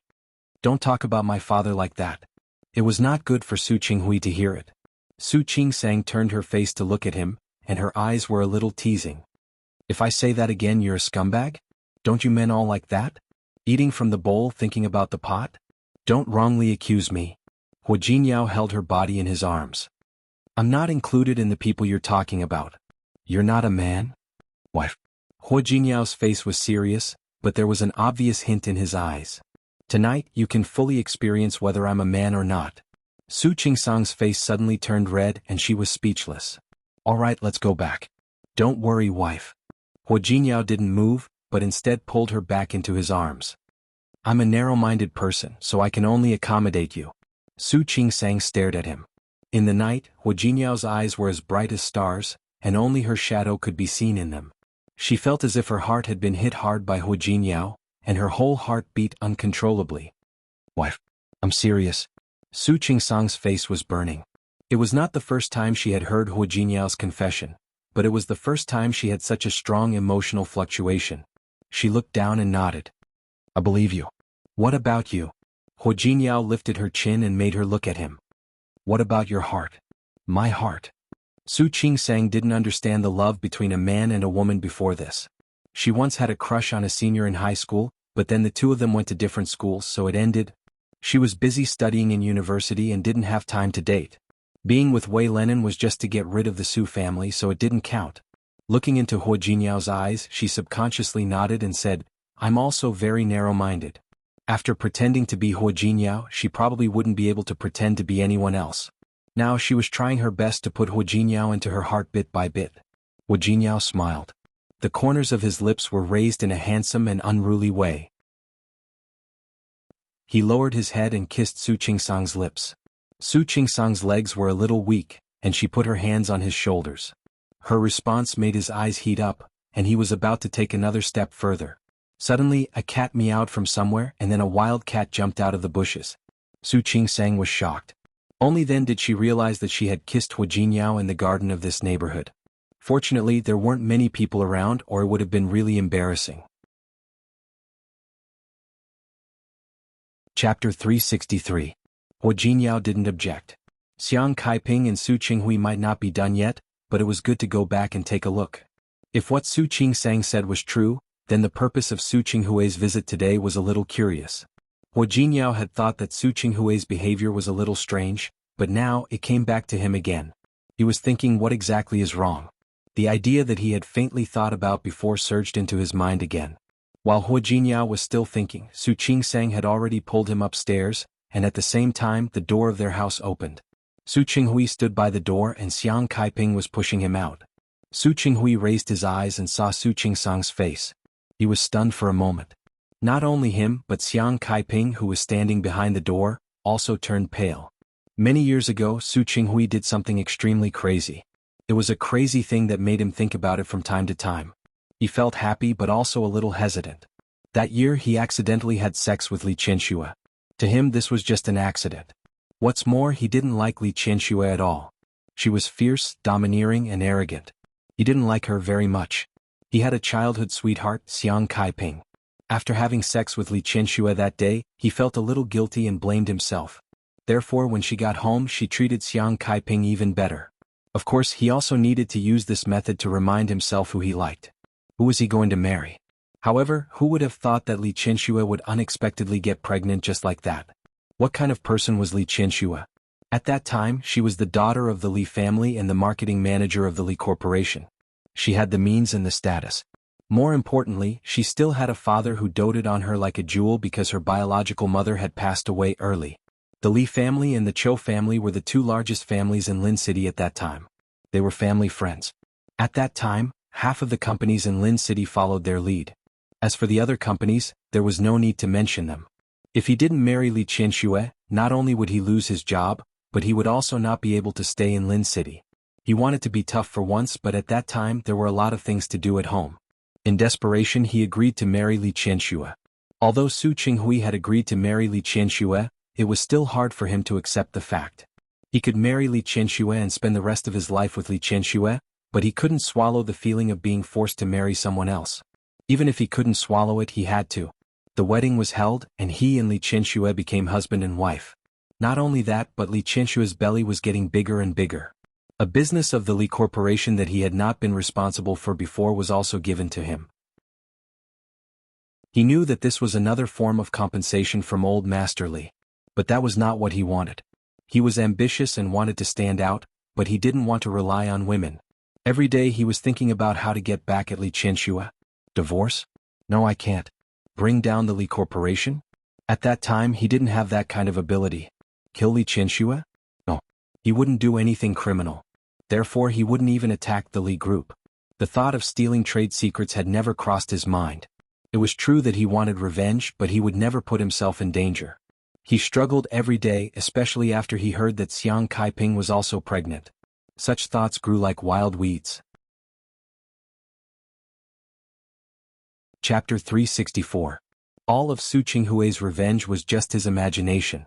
He didn't have a plan. Until Li Qianxue gave birth to a daughter. It was such a coincidence. Li Qianxue's child was born at full term. However, Xiang Kaiping was not. Her body was weak, and she was born half a month early. The child was born one day after Li Qianshue's child. When he saw the child, he thought of Li Qianxue, who was still asleep because she had given birth to the child. A crazy and bold idea flashed through his mind. He didn't want to marry Li Qianxue, but he did. He wanted to marry Xiang Kaiping, but he could not. Li Qianxue, aren't you very capable? Isn't the Li family very powerful? If he took Li Qianshue's child away, what would happen to her? Old Master Li had been watching over his daughter. The child was in the nursery. The right time, the right place, and the right people were cooperating with Su Qinghui. He finally made up his mind. He carried Xiang Caiping's daughter into the nursery and took Li Qianshue's baby away. In fact, he had thought of even more ruthless ideas. It was to send Li Qianshue's child to the orphanage. He wanted Li Qianxue to regret it. But when he held the baby girl, he hesitated for a moment. No matter how much he disliked Li Qianxue, no matter how much he hated her, this child was still his. In the end, Li Qianshue's child was not sent to the orphanage. He asked someone to take care of him and hired someone to take care of Xiang Kaiping. Li Qianxue woke up the next day. The first thing she did after waking up was to see her daughter. Before he could name the child, old Master Li had given her a name, Peijin. Everything was a foregone conclusion. He had done a perfect job of stealing the dragon and changing the phoenix. A month later, he found an excuse to start a cold war with Li Qianxue. Then when she gave in, he carried Su Qingsang home.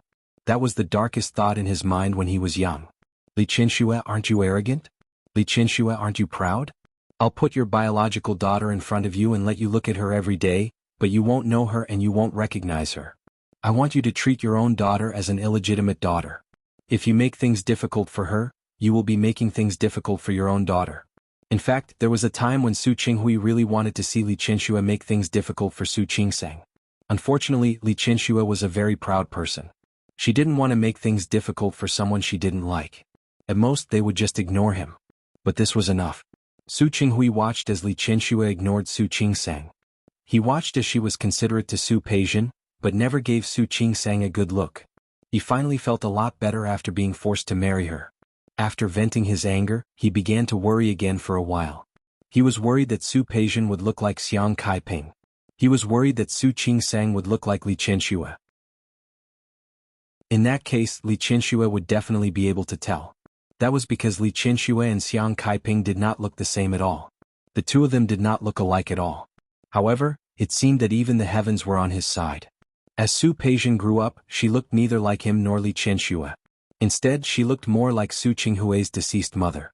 Su Peijin's genes had been passed down through generations, so Su Peijin couldn't be found to be similar to them at all. At most, her eyebrows, eyes, and demeanor were vaguely similar to his. That was all. However, as Su Qingsang grew up, she looked more and more like him. Many times, when he looked at his two daughters, he could only sigh that this was really fate. Chapter 365. In the end, Su Qinghui's worries became less and less as time went by. In the past few years, they had completely disappeared without a trace. He enjoyed the result and the fact that Li Qianxue was kept in the dark and ignorant. He was waiting. He wanted to live longer than Li Qianxue. One day when Li Qianxue was dying and about to leave this world, he would tell her that the daughter she had doted on for decades was actually born from the woman she hated the most. He would tell her that everything of the Li family finally fell on a child who was not Li Qianxue. He imagined the expression Li Qianxue might have, the reaction she might have, and the feeling of Li Qianxue dying with her eyes open. He felt that only then would he have a sense of accomplishment and revenge. However, Su Qinghui didn't expect that there would be such a big change in his revenge plan. First, Su Qingsang married Hu Jinyao so that she, who could only live an ordinary life for the rest of her life, had a new opportunity. Second, Su Qingsang would meet Xiang Kaiping, and Xiang Kaiping would think that Su Qingsang was her daughter. Both of these things were beyond Su Qinghui's expectations. This was not what he wanted. It was not something he could have guessed. He had wanted to let it go. It didn't matter if it was a misunderstanding. Xiang Kaiping had nothing and Su Qingsang was already with Hu Jinyao. Her appearance couldn't change anything. However, Su Qinghui didn't expect that Xiang Kaiping would hate Su Peijin. She even went against Su Peijin for Su Qingsang. This was definitely not what Su Qinghui wanted to see. He owed Xiang Kaiping. Su Peijin was his daughter in the palm of his hand. How could he watch Xiang Kaiping make things difficult for her own daughter? Not to mention that if Li Qianxue came looking for Xiang Kaiping, he was afraid that Xiang Kaiping would hate Su Peijin even more. That was even more not what he wanted to see. He was obsessed and felt that Su Peijian was willing to give the best. No matter what. Li Qianxue should be good to Su Peijian. Xiang Kaiping should also be good to Su Peijian. That was the reason why he came looking for her in a hurry today. Others didn't know, but he knew very well that Su Qingsang was actually Li Qianxue's child. Su Peijian was Xiang Caiping's daughter. Xiang Kaiping had slapped Su Peijian because of Su Qingsang. What would Xiang Kaiping think if she found out? Su Qinghui didn't know and he didn't dare to think about it now. Things had gone out of control and he wanted to tell Xiang Kaiping the truth. He was also worried that Xiang Kaiping would not believe or accept it. Perhaps he could try to persuade Xiang Kaiping to stay away from Su Peijian and avoid conflict with her? Su Qinghui thought for a long time and finally came up with an excuse. However, he didn't expect to see a happy family in front of him the moment he arrived. Su Qingsang and Xiang Kaiping were like a real mother and daughter. The atmosphere between them was very harmonious. That was something Su Qinghui hadn't expected. He had been wondering if he should say something. Should I expose him? If he didn't say anything, Xiang Kaiping would always hate Peijian and get close to Qingsang, which was something he didn't want. However, if he really exposed the truth, would the harmony between Xiang Kaiping and Su Qingsang still exist? Most importantly, Xiang Kaiping wanted to be her daughter. If she knew that Su Qingsang wasn't her daughter, would she turn around and look for Su Peijian? Chapter 366. He had no way to punish Li Qianxue, nor could he avenge the humiliation he had suffered years ago. Su Qinghui had been in a dilemma. Xiang Kaiping wanted to kick him out, but he still hadn't figured out what to say. When her hand touched the door and she was about to push him out, Su Qinghui lost his cool and blurted out the words, "Su Qingsang is not his daughter." Xiang Kaiping stared at him, her eyes wide with shock. "What did you say?" "I said Su Qingsang isn't your daughter. You don't have to be so nice to her. You even hurt Peijian for her sake. You know Peijian is your real daughter." Before Su Qinghui could finish his sentence, Xiang Kaiping interrupted him. "Su Qinghui." Xiang Kaiping hadn't expected that after more than 20 years, the gentleman in her memory would become like this. "You don't even want to acknowledge your daughter so that I won't cause trouble for Su Peijian?" "Kaiping, what are you talking about? Why didn't I acknowledge my daughter?" "You still deny it? Tell me, is Qingsang your daughter?" "Yes." "Really? How do you know she is?" Xiang Kaiping had never been so sharp. Her body was trembling and her voice was almost cracking. The man she had loved, the only man she had ever loved. It wasn't just love. They had grown up together, almost like siblings. However, this man was such a man. In order to prevent her from hurting his precious daughter, in order to prevent his daughter from making things difficult for his legal wife's daughter, he could even find such a shameless reason? "Get out." Xiang Kaiping was furious. She opened the door and was about to push Su Qinghui out. "Kaiping, did you hear that Qingsang?" Before Su Qinghui could finish his sentence, he saw Su Qingsang and Hu Jinyao coming out of the elevator. He froze for a moment. The words were stuck in his throat and he couldn't say them out. Xiang Kaiping was about to lose her temper when she saw Su Qingsang come back. She lowered her eyes and didn't want to say a word. "Mom?" What was going on? Why did she hear Su Qinghui mention her name? Su Qingsang looked back and forth between Su Qinghui and Xiang Kaiping. She blinked and turned to look at Hu Jinyao. Hu Jinyao shook his head at her without saying a word. However, his hand secretly squeezed her palm. Su Qingsang wanted to laugh, although it was not the right time. Looking at her parents, she cleared her throat. "Mom, it's cold outside. Let's go in." The weather in Lin City was getting colder. Now that it was New Year's Day, it was indeed very cold to stay outside. "Are you cold? Come in." Xiang Kaiping was anxious. She ignored Su Qinghui and walked past him to grab Su Qingsang's hand. Su Qingsang's hand was held by Xiang Kaiping. Contrary to Su Qingsang's cold hand, Xiang Caiping's hand was very warm. "Are you cold? Why don't you wear more clothes when you go out?" "It's my fault." Hu Jinyao followed her into the room. "I should have gotten Qingsang some clothes." "Mom, I'm not a kid anymore. I said I was afraid that you would be cold." Su Qingsang pointed at herself. "Look, I'm wearing so many clothes. And you said your hands are so cold." "My hands are like this. When it's cold, my hands and feet get cold. It has nothing to do with how many clothes I wear." "That won't do. We'll find a traditional Chinese medicine doctor to take your pulse. We'll see how you can recuperate." "Mom, I'm a doctor myself. Doctors don't treat themselves. Haven't you heard of it?" Xiang Caiping's love for her daughter increased. Chapter 367. Mom? Su Qingsang looked at the two of them with a confused look on her face. What was going on? The atmosphere was quite good when they were eating just now. Qingsang, it's getting late. You should rest early. Take a hot shower and soak your hands and feet in hot water. Xiang Caiping didn't respond to Su Qingsang's look. She just held her hand and smiled gently. In addition to the gentleness, there was also self-blame, guilt, and heartache. Those emotions were well concealed by Xiang Caiping. All that could be seen was her gentleness and love at the moment. Mom? Su Qingsang was a little helpless and touched. I'm not a child anymore. Yes, you're not a child anymore. You still don't know how to take care of yourself. How could Su Qingsang know how to take care of herself? Without a biological mother by her side, having a biological father was as good as not having one. She didn't know how much she had been wronged since she was a child. Thinking of this, Xiang Caiping was once again glad that she had come to Lin City. If she hadn't come, Su Qingsang would have suffered even more. Mom, don't worry. I'll take good care of Qingsang in the future. Huo Jinyao took the opportunity to show his sincerity. He stood next to Su Qingsang and put his big hand on her shoulder. Qingsang, don't you think so? His parents were still around and he wasn't being proper again. Su Qingsang glared at him and moved her shoulder to the side without a trace. Huo Jinyao was very strong. How could Su Qingsang avoid him? He could tell that Su Qinghui was probably up to no good this time. Otherwise Xiang Caiping wouldn't look like that. He didn't know what Su Qinghui said to upset her. Maybe he could go back and check? Huo Jinyao's gaze fell on Su Qinghui, who had a somewhat complicated expression.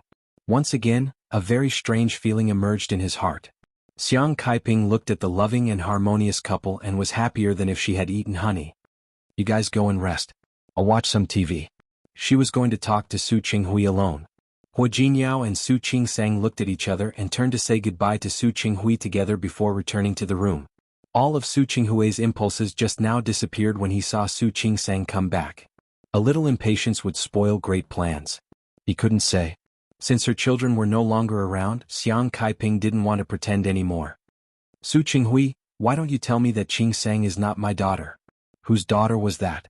Who is my daughter? Su Qinghui looked at the sharp expression on Xiang Caiping's face. She was a gentle woman who used to have no opinions of her own. Because she had become a mother, she had also started to become sharper. She would show such a sharp side to him. Can't say it? Xiang Caiping smiled coldly and nodded. Say it. You don't want me to make things difficult for Su Peixian, right? Yes. Su Qinghui closed his eyes. His heart was filled with bitterness, but his face was calm. Caiping, Peixian is a good girl. Next time, can you not make things difficult for her? If there was such a thing as the pain of having one's heart gouged out and the agony of having one's heart dug out, Xiang Caiping felt that it would be the same as now. Su Qinghui, Peixian is a good girl. Wasn't Qingsang the same? I can't make things difficult for Su Peixian, but your wife and daughter can make things difficult for my Qingsang, right? Su Qinghui opened his eyes and looked at her helplessly. I didn't mean that. Chapter 368. Su Qinghui clenched his fists tightly by his side. He looked at Xiang Caiping and finally nodded. Okay, I'll go. He was free and easy, but his footsteps were very heavy when he turned around. One wrong step led to many wrong steps. Su Qinghui had never doubted himself like this before. He had never denied himself like this before. His shoulders were full of helplessness. Xiang Caiping saw it, but she didn't feel the slightest sympathy. Xiang Caiping was even more determined than Su Qinghui. No one can bully my daughter. She would protect Su Qingsang well. She wouldn't let Su Qinghui or the Li family hurt her again. It was her fault in the past. It was her mistake that caused the current situation. From now on she would protect Su Qingsang well. Su Qingsang entered the door and touched her nose. She wanted to eavesdrop on what her parents would say, but she didn't feel like it. She couldn't help but stick her ear to the door the moment the door was closed. Huo Jinyao smiled and was about to open the door a little.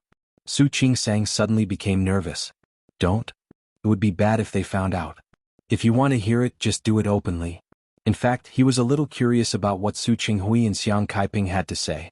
Shoo. Su Qingsang made a gesture and pressed her ear to the door. Huo Jinyao wanted to laugh, so he imitated her and pressed his ear to listen. However, the sound insulation of the door was too good. He couldn't hear what was said outside, but he saw Su Qingsang's beautiful neck and small earlobes. Along the back of her collar, he could see the smooth snow-white nape. That color made Hu Jinyao's eyes dim. He couldn't care less about eavesdropping on the conversation between his parents-in-law. He picked up Su Qingsang.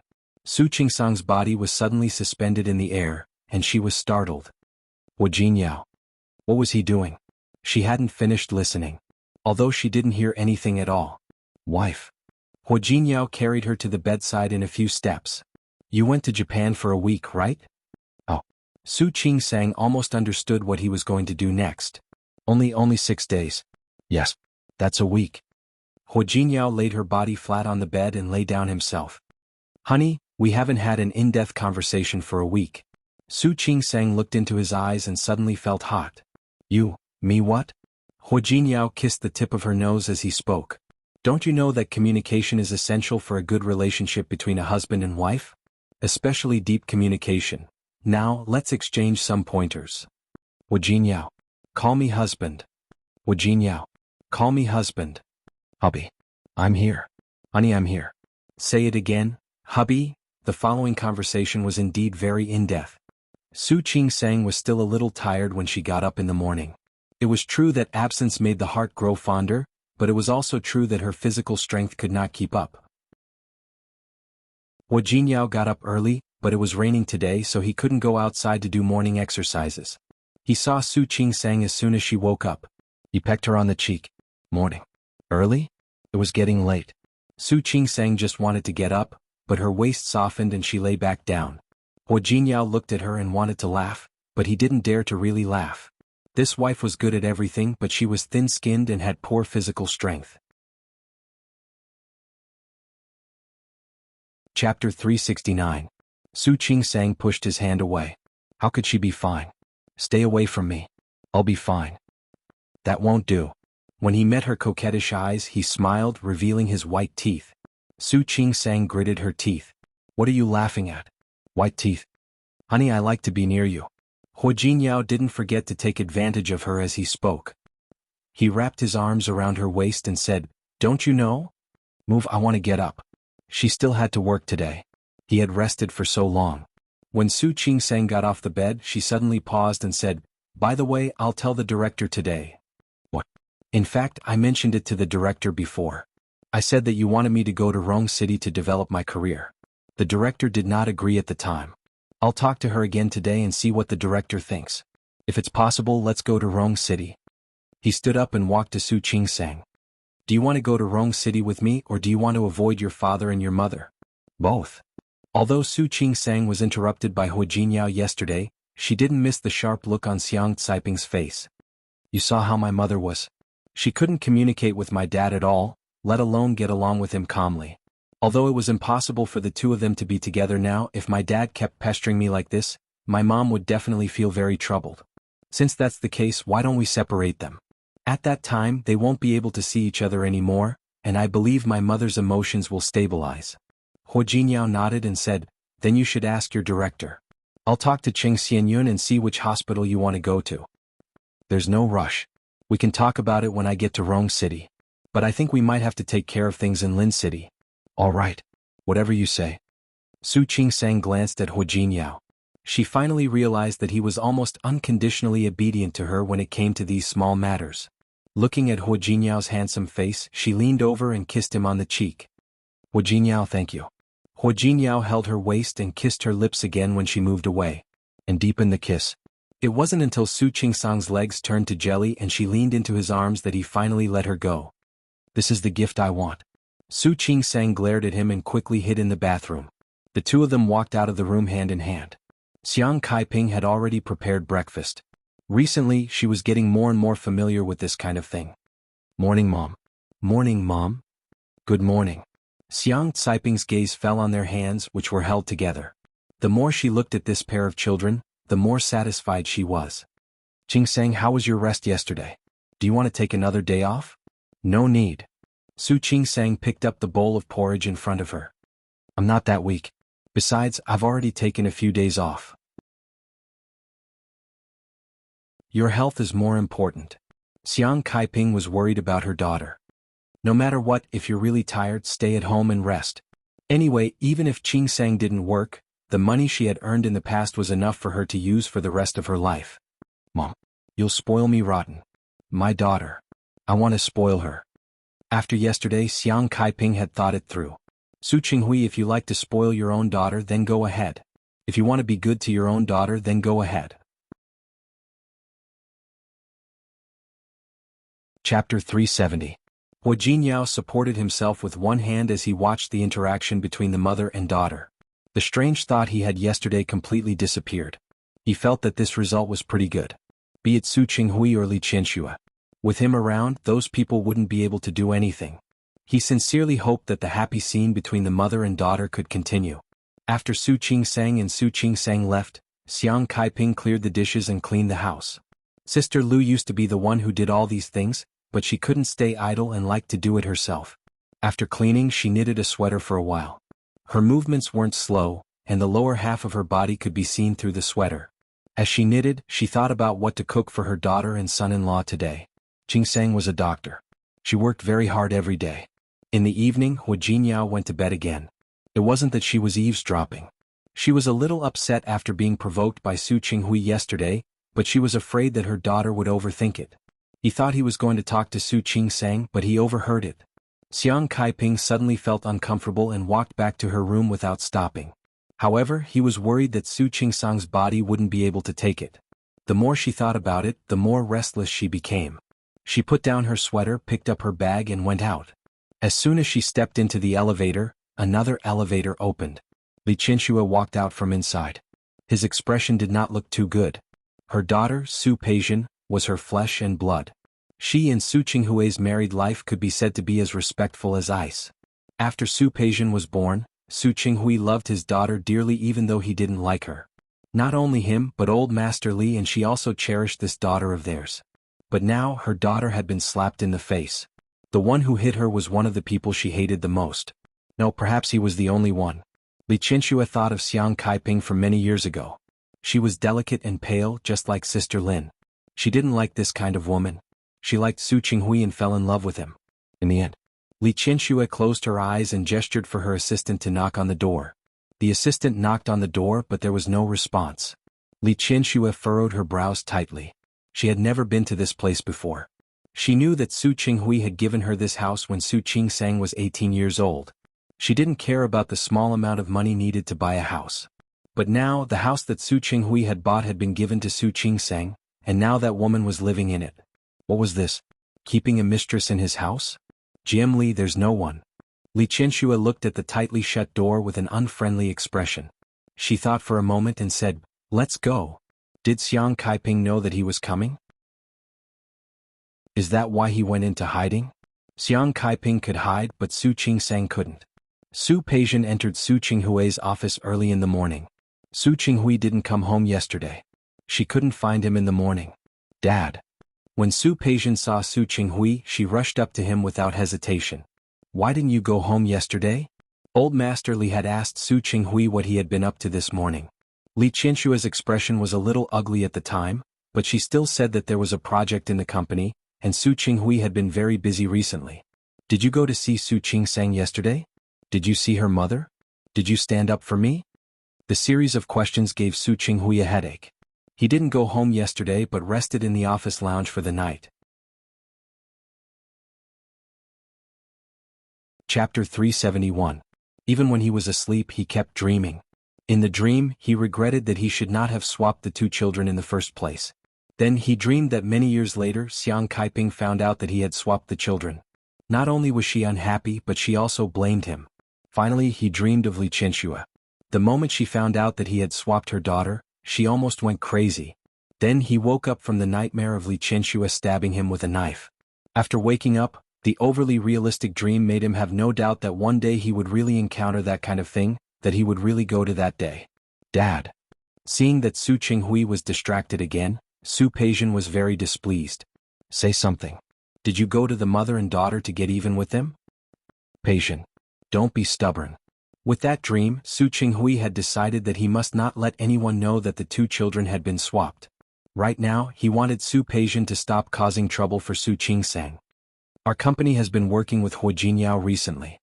It's better for you not to cause trouble for Su Qingsang. Dad. Su Peijian couldn't believe what she heard. What do you mean? Are you saying that in your heart the company's business is more important than me? That's not what I mean. Su Qinghui rubbed between his eyebrows. You spoiled this daughter too much. Unknowingly he spoiled her a little too much. Looking at her and then at Su Qingsang, he couldn't imagine how Xiang Kaiping would react when she found out about the truth. Peijian. Su Qinghui's voice had a rare trace of fatigue. In my heart you are the most important. Whether it is the company or Su Qingsang, they can't compare to you. I don't want you to go to Su Qingsang because I don't think it is necessary. Secondly, Su Qingsang is now under Huijinyao's protection. If we go against the Hua family, we will not be able to gain any advantage. Are we just going to let it go? Su Peijian couldn't take it. Of course not. Su Qinghui got up and walked to Su Peijian. He held her shoulders and said, Peijian, believe me. In this world, it is not about who gets the advantage first who wins. The one who laughs last will be the winner. Su Peijian saw the seriousness in her father's eyes and suddenly nodded. Dad, do you mean that you've already thought of a way to deal with Su Qingsang and her mother? Of course. Su Qinghui skipped over the words mother and daughter, and finally stopped regretting his choice. Peijian believes in Dad. You are the one who wins in the end. Okay. Su Peijian was relieved to hear that. I believe you, Dad. Since Su Qinghui had said so, she would wait and see Su Qingsang suffer. As soon as Su Qingsang entered the department, she gave out the gifts for the director and the doctors. In the past few months of her marriage, she would go to Rome City one day and Japan the next. The number of times he took leave was more than the previous few years. In fact, he was quite embarrassed. Fortunately, Zhang Qiubai was a very good person. Qin Xiaoyu was also a very good person. The two chief physicians were nice people, and so were the other doctors and nurses in the department. Su Qingsang got busy after the gift was sent out. At the end of the year, there were more people getting married and giving birth. Su Qingsang, who had rested for a few days, immediately threw herself into work and was very busy. During the time she was in Japan, the obstetrics and gynecology department received several pregnant women who were about to give birth. 2 of them had other diseases that required special attention.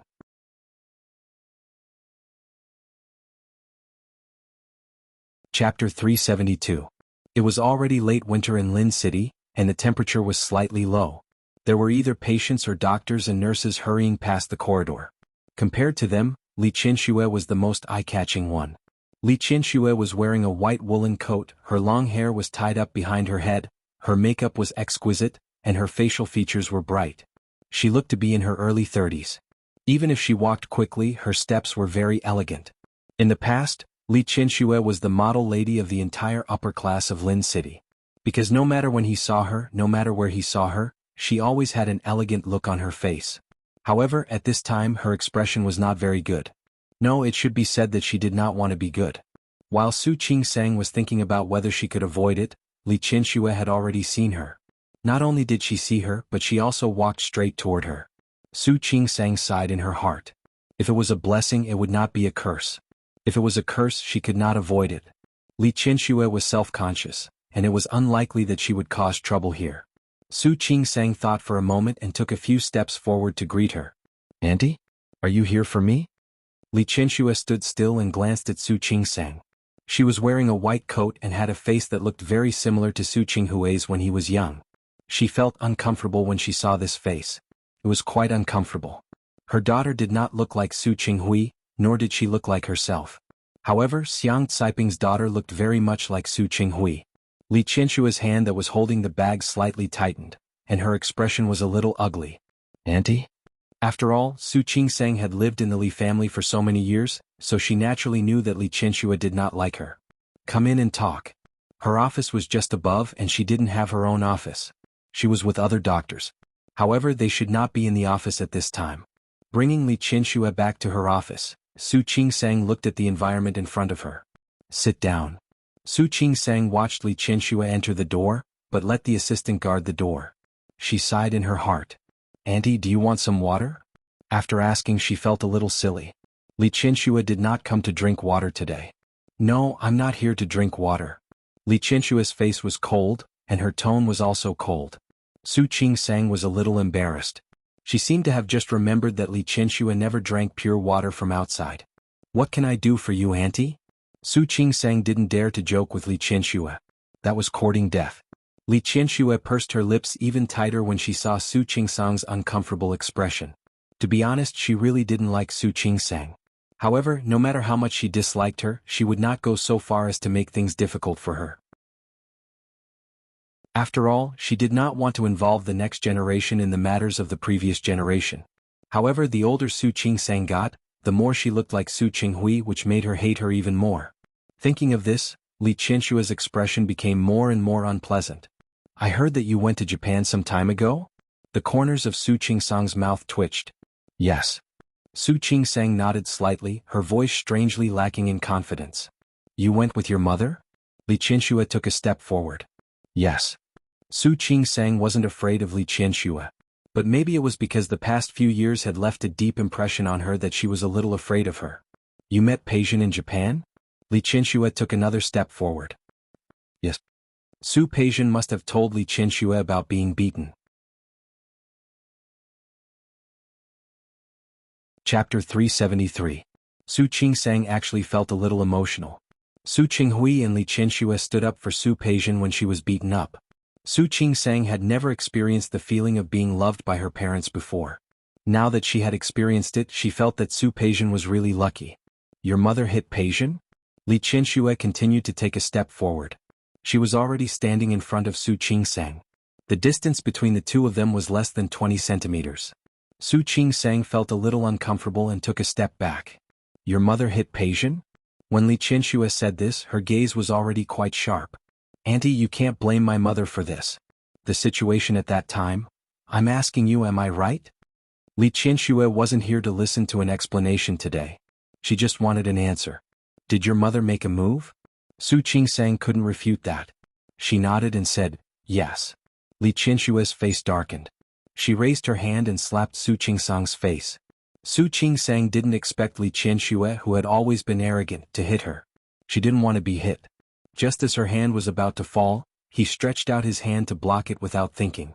Li Qianxue didn't expect Su Qingsang to dare to block it. The anger on her face grew. Su Qingsang, auntie. Su Qingsang was a little scared.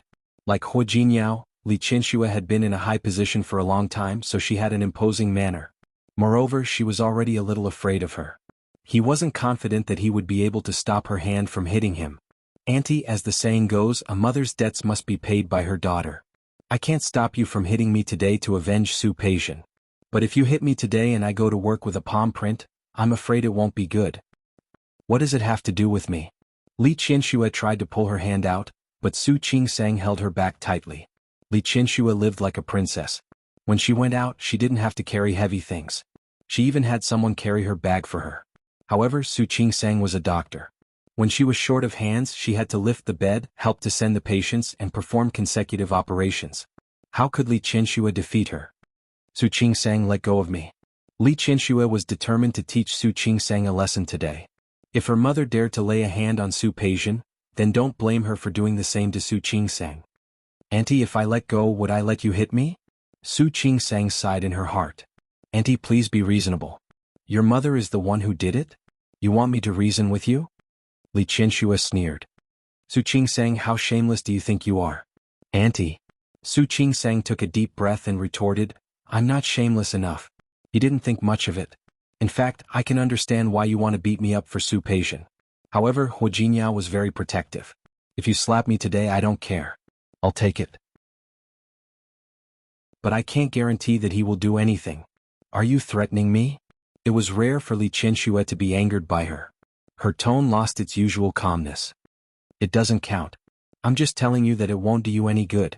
Su Qingsang saw that Li Qianxue was angry. She let go of her hand, took a step back, and stood further away from Li Qianxue. Auntie, Su Peixian only said that my mother hit her. I don't think she said anything nasty, right? Li Qianxue's face was cold. Her hand was hurting from Su Qingsang's grip just now. She moved her wrist and felt that she couldn't take it anymore. Su Peixian scolded me and it was very nasty. At that time, my mother was also anxious to stand up for me, so she hit me. Just like you did today.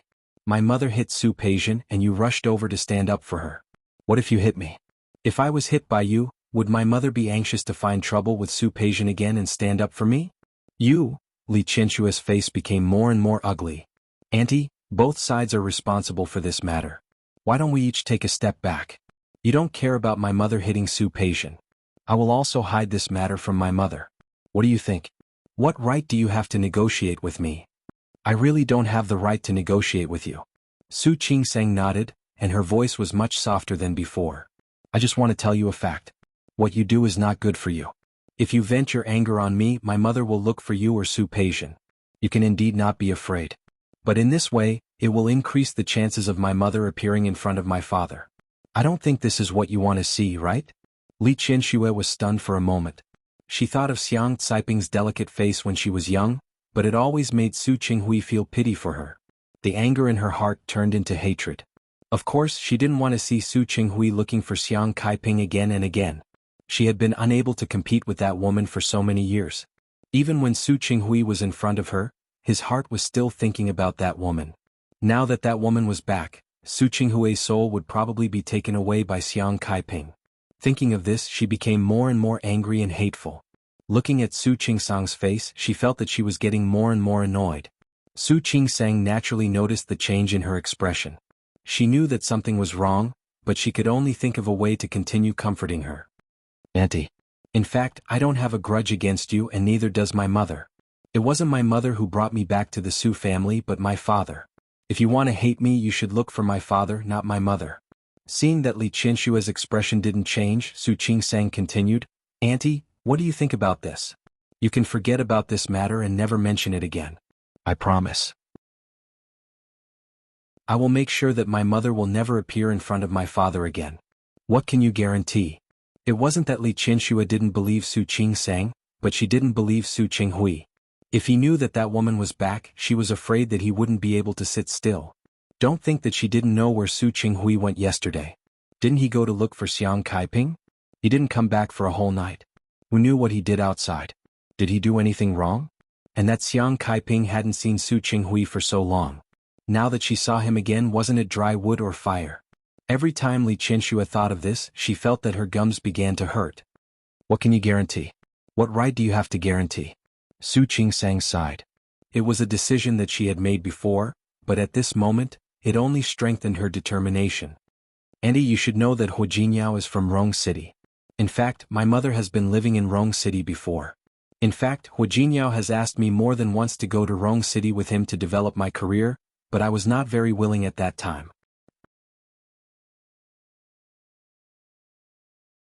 Chapter 374. Su Qingsang's tone was quite sincere. She repeatedly promised that she and Xiang Caiping would stay away from Lin City. Li Qinshui looked at her expression and knew that she was telling the truth. She stood there without moving and stared at Su Qingsang with her sharp almond-shaped eyes. What she said made some sense, but only to a certain extent. You said that you weren't willing before. Why are you willing now?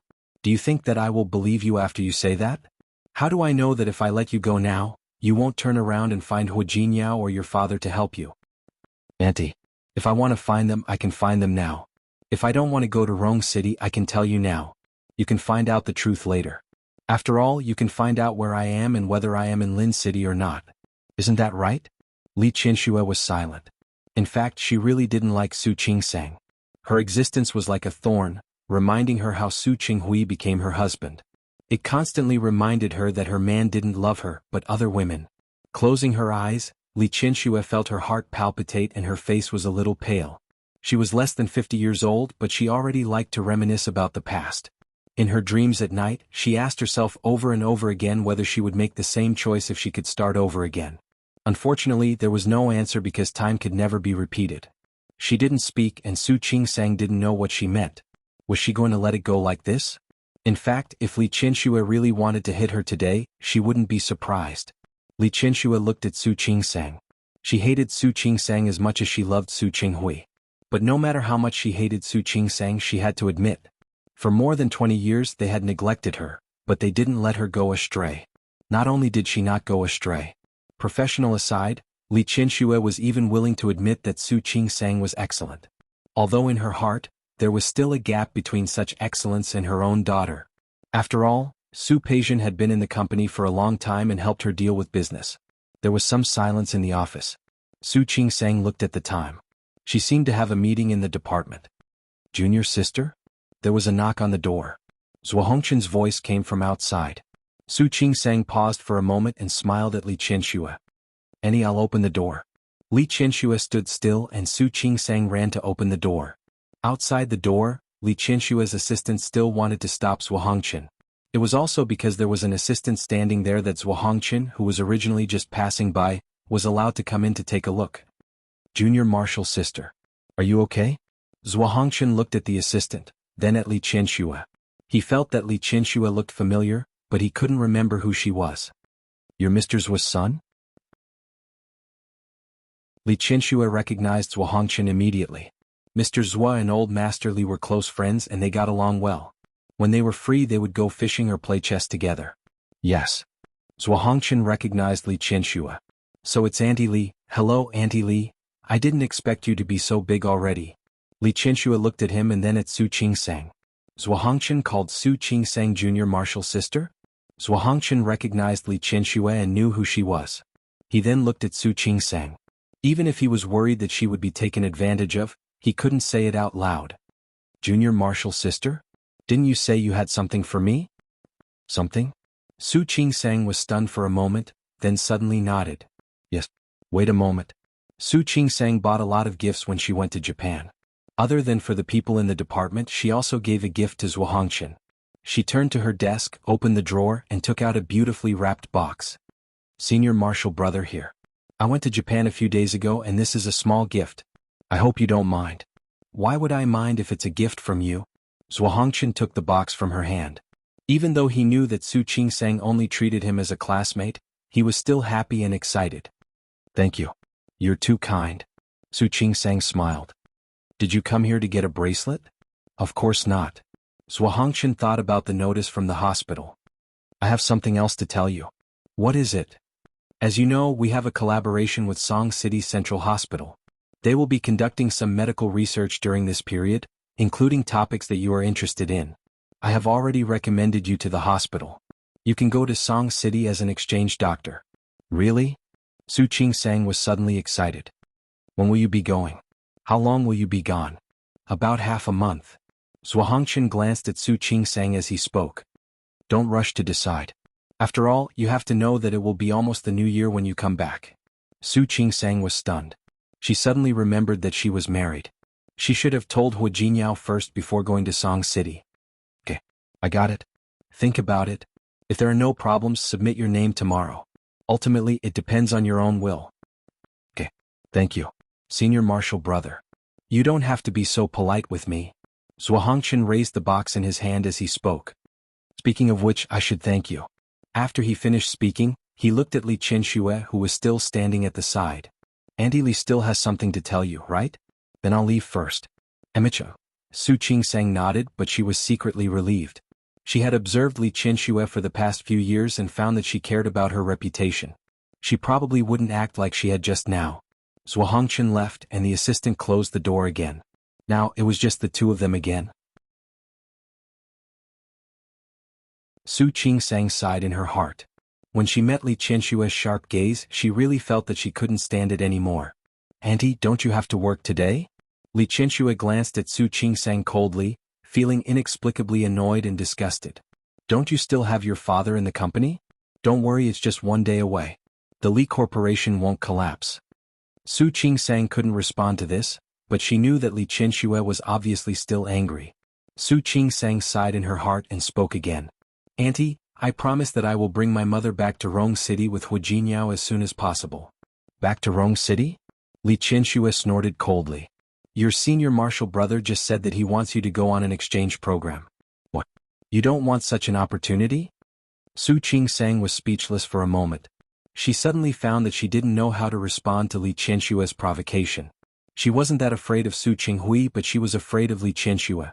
She was always a little afraid of her. Chapter 375. Even so, Su Qingsang still tried to persuade her. "You heard it. It would only take half a month. It just so happens that it's time for the new year. We'll leave at that time." Li Qianxue had already planned to leave. She was indeed a little impulsive today. In fact, she shouldn't have come here to find Su Qingsang at all. She shouldn't have come here to do such a disgraceful thing. But now, looking at Su Qingsang's expression, she felt inexplicably annoyed. Look, you said that you would leave immediately, but now you want to wait for another half a month? Does that mean that after half a month you can say that you will stay here for the new year? Auntie, I didn't mean that. Then what do you mean? Half a month is enough for your father and your mother to rekindle their old love, right? When Li Qianxue said the words rekindled old love, her voice was almost squeezed out from between her teeth. Su Qingsang trembled at the way she gritted her teeth. Without thinking she said, Auntie, you think too much. It's impossible for my mom and dad to be together now. Li Qianxue didn't say anything. She didn't believe Su Qingsang at all. Su Qingsang sighed in her heart. She found that she had sighed more often today than she had in the past year. Auntie, I know you don't believe me and it's hard for you to believe me. I also know that you don't like my mom. It's hard to believe that my mom came back with no ulterior motives.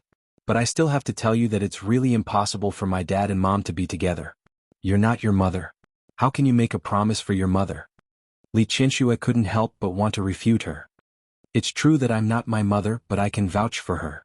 Because my mother is not only my father's past, she is also a mother. Su Qingsang had been watching from the sidelines for the past few days and had seen through Xiang Caiping's thoughts. No matter how much my mother loves my father, she will never be with him again.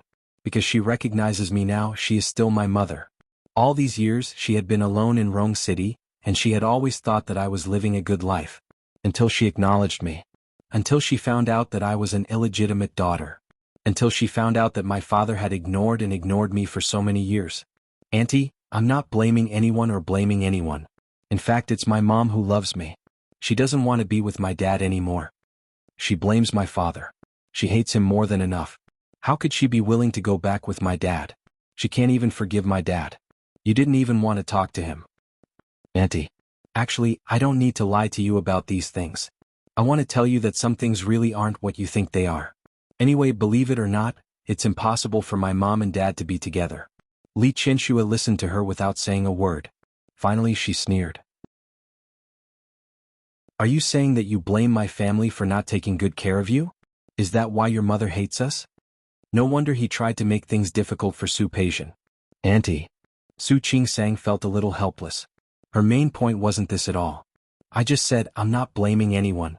In fact, I don't blame anyone. If he wanted to blame something, he could only blame fate. If he wanted to blame something, he could only blame heaven's will. Now that she had grown up, she would not pursue the past. What's more, the wife and mistress were incompatible.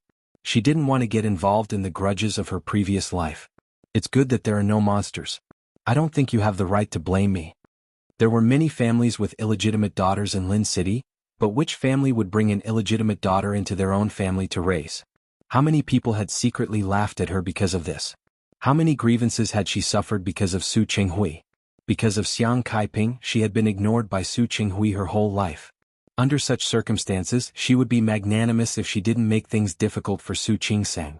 Not to mention that he had to get along well with her and treat her well. That was impossible. Hearing the arrogance in her voice, Su Qingsang nodded and said, Yes. Yes, Auntie. I said it. I don't blame you. But please believe me. My mother neglected me in the past and didn't take good care of me. In the future she will definitely take good care of me. So wherever I go she will definitely go with me. As for me, Hu Jinyao is from Rong City. You don't have to worry about me not leaving. She spoke sincerely and every word she said was reasonable. Li Qianxue looked at Su Qingsang for a long time. She didn't want to stay any longer, but she still said coldly, I'm not worried. I just hope that you will do what you say. In fact, she didn't want Su Qingsang to stay in Lin City and wander around under her nose. Now that she was willing to leave, she couldn't ask for more. Su Qingsang felt a little helpless because of her tone. Why didn't she see it before? Li Qianxue's coldness was so superficial. Then, Auntie, I have to go to a meeting. You see. Li Qianxue glared at her. Was she chasing her away? If it weren't for the sake of her daughter, did she think she would be willing to come to this place that smelled of disinfectant? Li Qianxue's expression was a little unfriendly. She turned around and walked out. Su Qingsang realized that her last sentence was not very appropriate. But she had already said it. When she went back to the desk to pick up the folder and notes, she suddenly saw the box on it. After thinking for a moment, she picked it up and handed it to Li Qianxue the moment she opened the door. Auntie, this is a small souvenir I bought in Japan. For you. Li Qianxue almost laughed at Su Qingsang's action. She glanced at the box with a bow on it. You bought too much, didn't you? You can't give it out? For me? You want me to not pursue the matter of your mother? Su Qingsang forced herself to calm down and said extremely calmly, how could that be? It was originally for you. Really? I was planning to send it to the old mansion after work. Li Qianxue looked at her draft, which didn't even lie. She sneered and didn't take the box. She glanced at the assistant. The assistant took the box with great sensitivity. Because of this small episode, Li Qianxue, who was about to leave, stopped for a moment. Su Qingsang, don't be petty in front of me. You will know that it was a mistake. How could I? Su Qingsang blinked and looked extremely sincere. I really gave it to you with sincerity. Even if it wasn't, it could only be after what she did just now. Li Qianxue didn't pay any more attention to her. She stepped on her high heels and left with a cold face. After she left, Su Qingsang stuck out her tongue. It was really tiring to deal with someone like Li Qianxue. However, she really had to think about it carefully. There was still nearly a month before the new year. She would go to Song City for an exchange for half a month. When she came back, she would pack up and settle things. Then she would go to Rong City.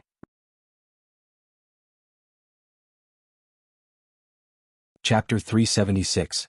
On the other end, Li Qianxue arrived at the company late.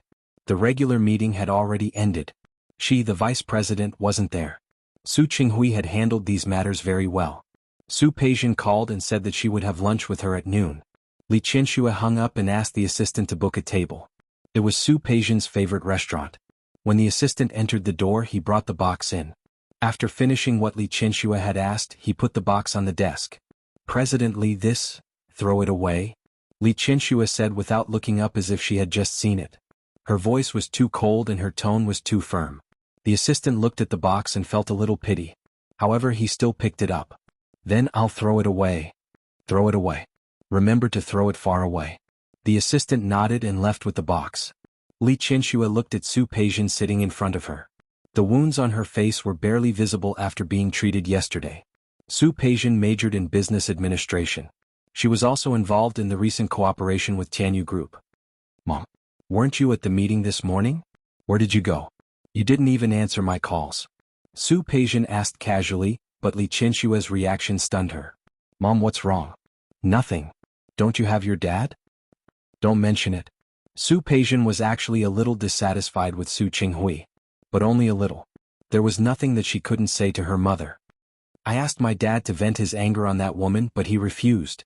I'm actually very angry. Li Qianxue looked at Su Peijian and frowned because of her words.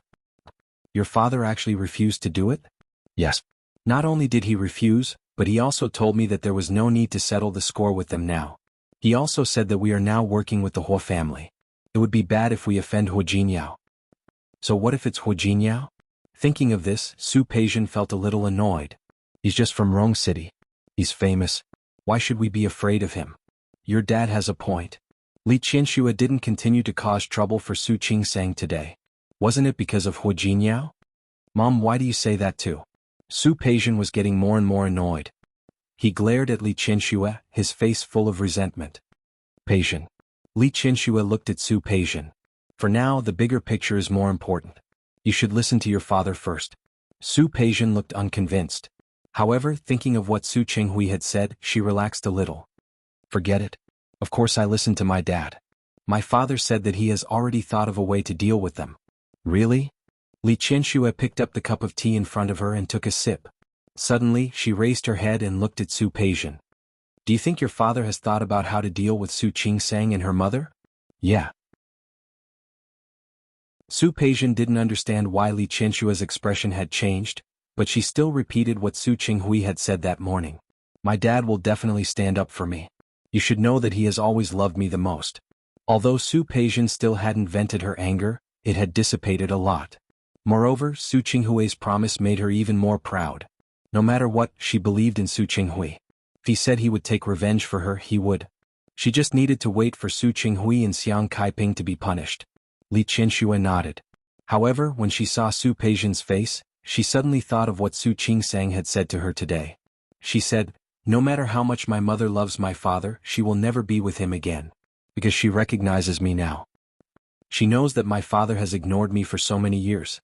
My mother loves me so much that she can't even talk about being with my father anymore. She blames my father. She hates him so much. She can't even forgive my father. She doesn't even want to talk to him. Li Qianshua's hand that was holding the cup suddenly stopped. The thought that had flashed through his mind before came back to him again. The person Su Qinghui liked was Xiang Kaiping. She knew that very well. However, for so many years he had been as cold to Su Qingsang as he could be. He ignored her as much as he could. On the contrary, he was quite good to Su Peijian. Almost like he was holding her in the palm of his hand. Even the patriarchal attitude that some people in Lin City had was not seen in him at all. Not to mention the fact that Su Qinghui didn't treat Su Yusin as well as Su Peijian did. Su Peijian had been at home for more than 10 years when she went to school.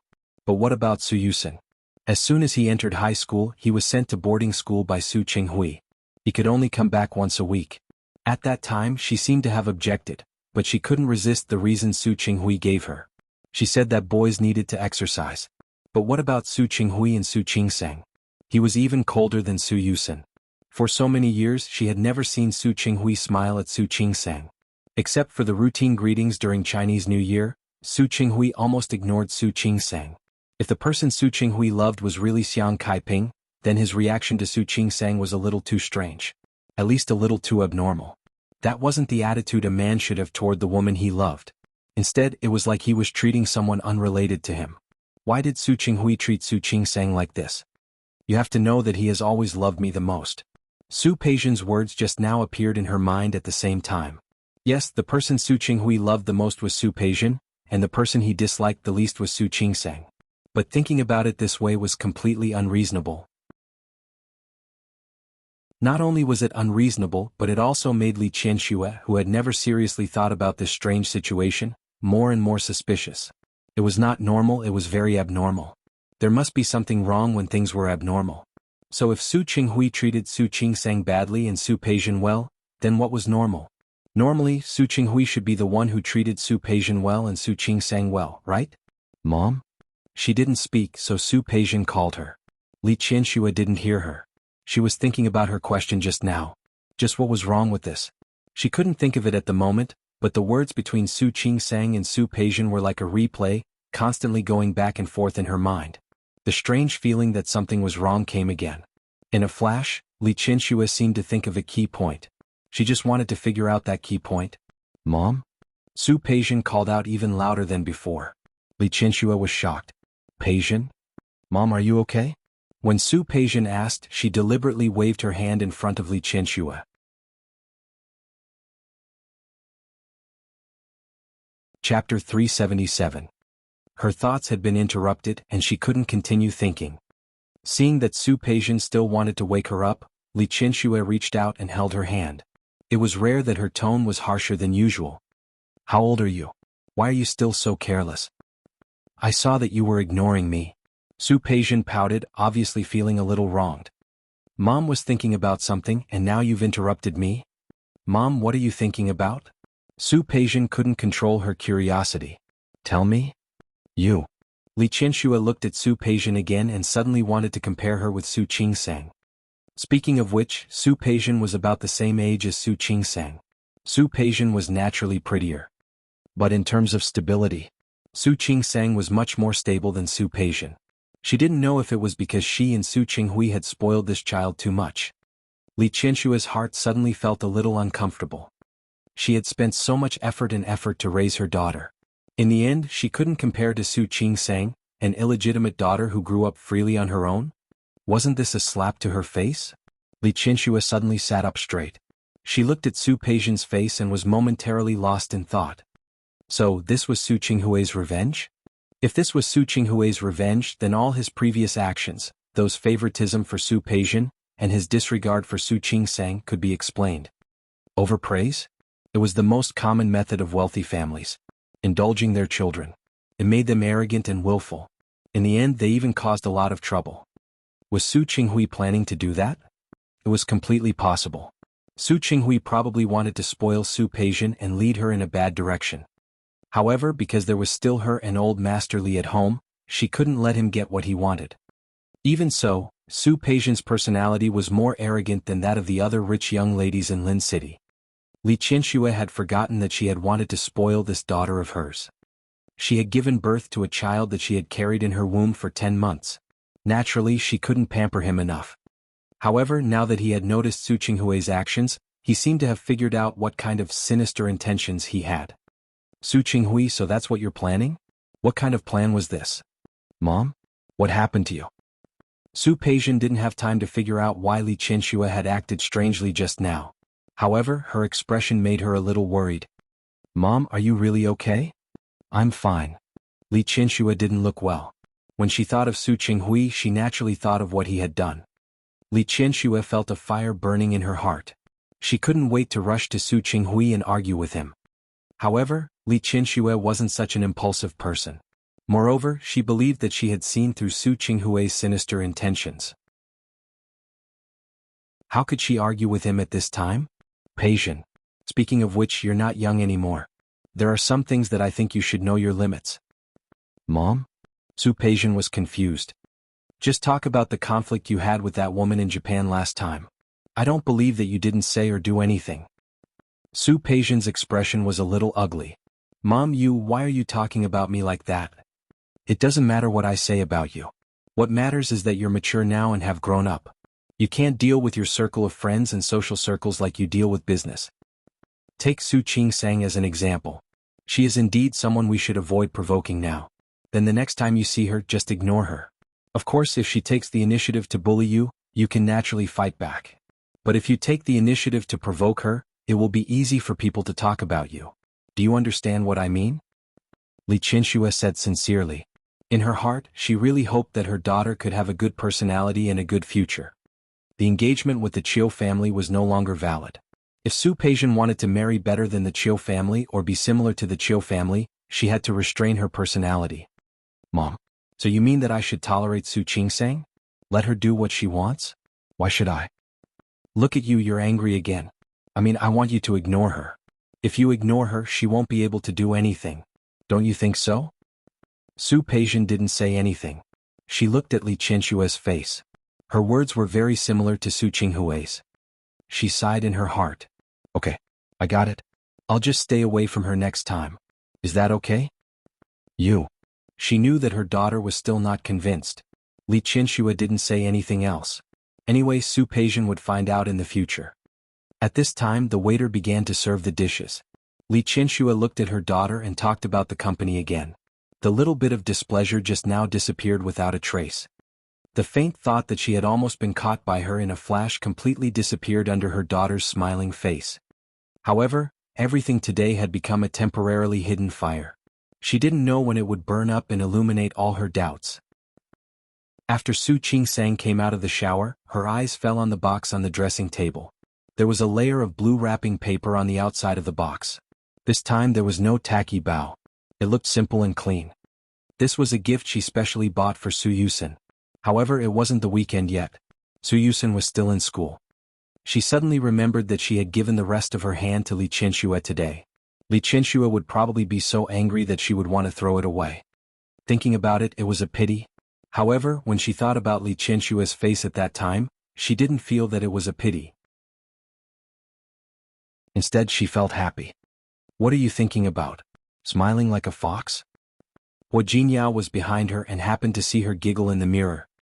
He reached out and easily pulled her small body into his arms. Nothing. Su Qingsang shook her head and decided not to tell Hua Jinyao that Li Qianxue went to find trouble with her today. Is it really nothing? Hua Jinyao put his hand on her waist and the threat was obvious. Are you going to tell me or not? Su Qingsang raised her hands to surrender. She was really scared of Hua Jinyao. I was just thinking about when to send this to Su Yusen. This was not the truth, but Hua Jinyao didn't intend to expose it immediately. You can send it to him anytime. If it weren't for the fact that Su Yusen still had some sibling feelings for Su Qingsang, he wouldn't have let her send this gift. Hua Jinyao suddenly sat up straight and turned Su Qingsang's face to look at him. Honey, speaking of which, you went to Japan. You played with Mom for a few days. In such a short time, you brought gifts for the people in your department and Su Yusen. What about me? Where is my gift?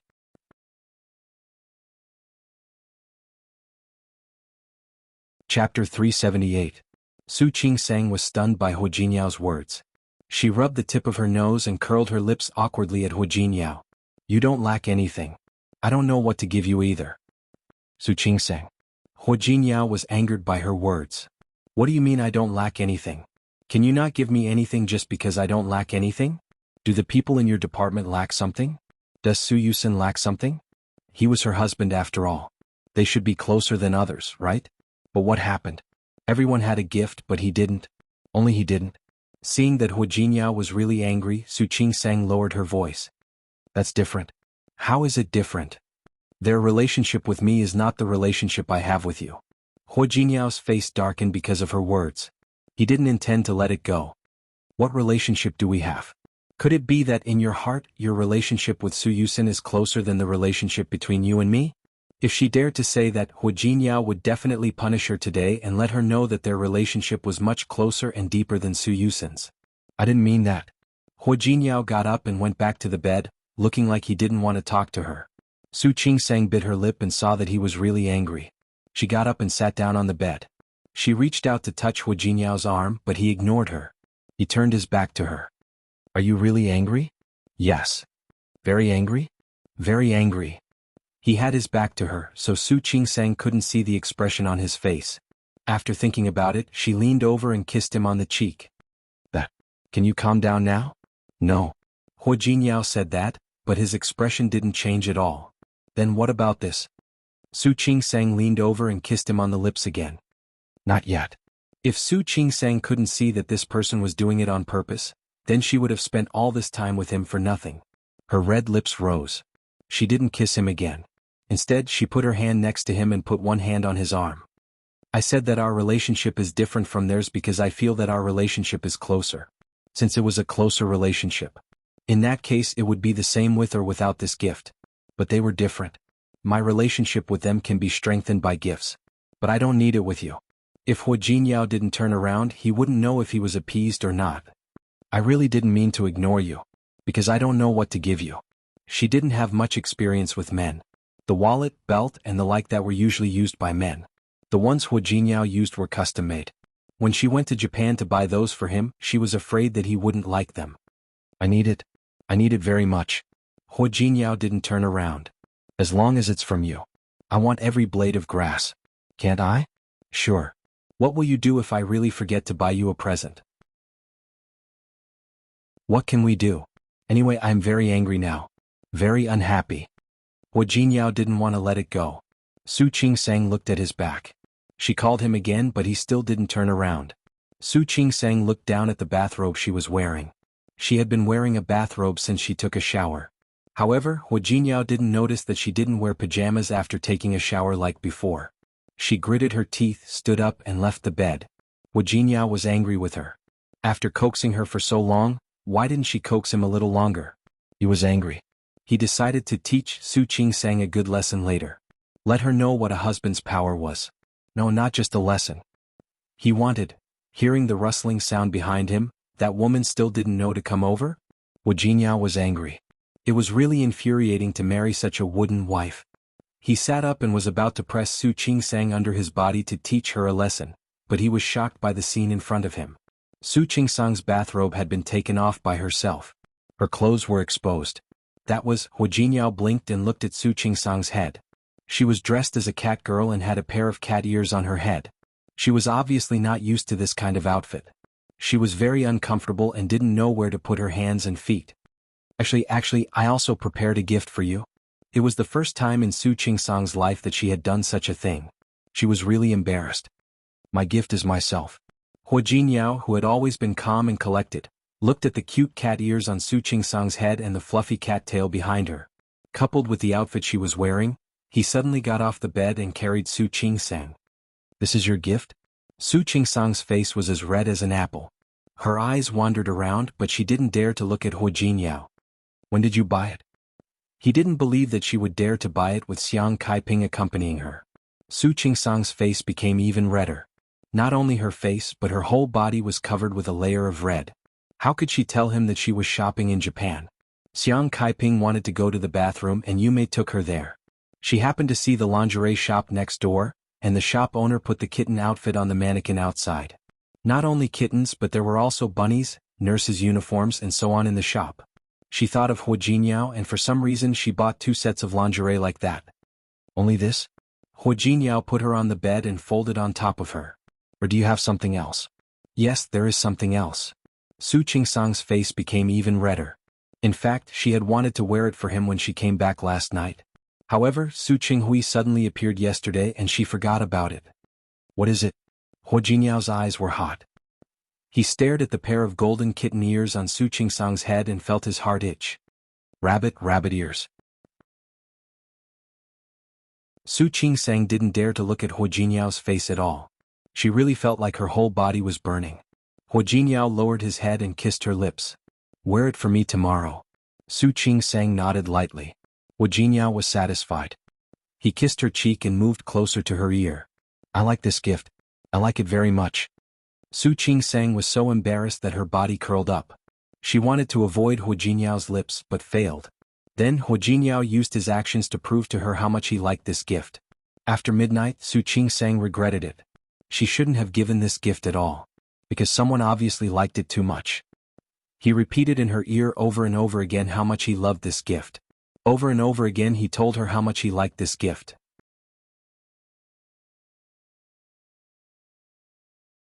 Chapter 379. Su Qingsang almost couldn't get up the next day after being disturbed by Hua Jinyao for most of the night. She gritted her teeth and wanted to find the rabbit set and throw it away before washing up. However, she couldn't find it anymore. She blushed. She didn't need to think to know who took it. For a moment she was angry, annoyed, regretful, and a little expectant. After washing up, she walked out of the room. Xiang Kaiping had already prepared breakfast. Qingsang, don't you need to go to work today? I need to go to work. I'll go after breakfast. Su Qingsang's waist was a little weak and she looked a little embarrassed. In the past, she didn't feel it when she lived with Hua Jinyao alone. However, Xiang Kaiping was at home now, and Hua Jinyao still didn't know how to control himself. It made her really uncomfortable. As expected, during breakfast, Xiang Kaiping looked at Su Qingsang and wanted to say something. Mom, what's wrong? Su Qingsang thought that something was wrong. She wasn't there yesterday. Su Qinghui and Li Qianxue wouldn't come to trouble her again, would they? Su Qingsang was a little worried. She was afraid that Xiang Kaiping would be at a disadvantage. Qingsang, don't be angry if I tell you. Xiang Caiping's words made Su Qingsang nervous. Li Qianxue didn't teach her a lesson. Did they really come again? I know that you and Jinyao are young couples. It's inevitable that you are a little passionate. But you still have to control yourself. Su Qingsang blinked. When she realized what Xiang Kaiping said, she was suddenly embarrassed. Mom, don't be angry. I'm not blaming you. I just think that you still have to care about your health. Don't you think so? Xiang Kaiping was an experienced person. She could understand the young people's passion for each other. However, seeing that her daughter's health was obviously not good, she was really worried. Don't think too much. I don't want to interfere with your private affairs. I just think that Jinyao doesn't know how to control himself. She looked at Su Qingsang's walking posture and knew that she had a hard time yesterday. Her daughter had to go to work today. However, he really didn't know how to feel sorry for her. Mom? Su Qingsang tried her best to remain calm and tried her best to make her expression look normal. You're only saying this to me, aren't you? I also told Jinyao. Xiang Kaiping was not with Su Qingsang in the past. She felt sorry for her daughter. Now that he had recognized the daughter, he naturally wanted to pamper her and make up for the lost time. She was happy that Su Qingsang and Hua Jinyao loved each other so much. But looking at Hua Jinyao's body, and then looking at Su Qingsang's petite figure, Hua Jinyao's heart skipped a beat. Xiang Caiping's heart ached for her daughter. Mom.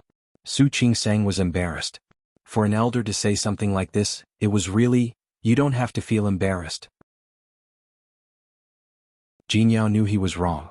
He promised me. Xiang Kaiping was actually a little embarrassed to say this. He always felt like he was pointing fingers at a young man. But if she didn't say it, she really couldn't help it. All right, Mom. I got it. Su Qingsang couldn't sit still anymore. She lowered her head and covered up the waves of discomfort by eating. Because of this, Su Qingsang forgot to tell him her plan. The next day, the people from the administrative office came to ask her about it. Zhua Hongqin reported her name, and the people from the administrative office asked if she was willing to go to Song City Central Hospital to participate in the exchange program. Of course, Su Qingsang was willing. She had been studying cervical cancer recently, and there was a doctor in Song City who was very experienced in this area. The departure time was 3 days later. Su Qingsang only remembered that she seemed to have forgotten to tell Hu Jinyao about it. Was this considered acting first and reporting later? Su Qingsang finally remembered to mention it when they were having dinner that night. I'll go for the exchange program for half a month. There is a Professor Wu in Song City, and I have always wanted to learn from her. Hu Jinyao and Xiang Kaiping looked at each other. Both of them were a little surprised by Su Qingsang's decision. Qingsang, I don't object to the exchange program.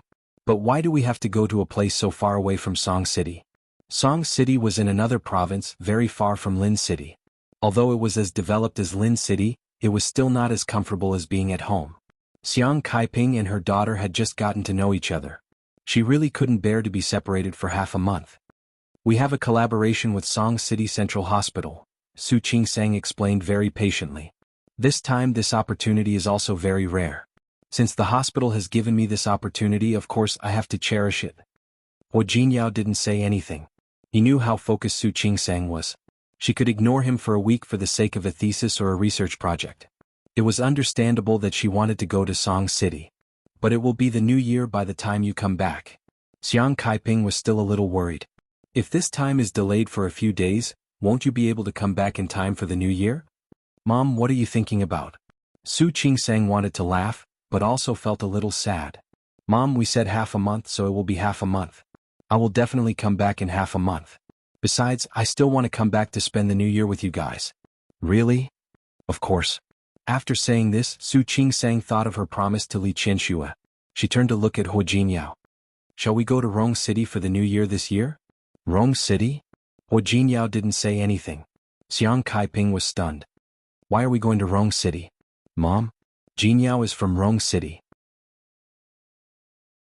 It is normal for us to go to Rong City for the new year. Besides, Mom, haven't you always been in Rong City? I also want to see where you used to live. Xiang Kaiping was a smart person. She immediately thought of the key point.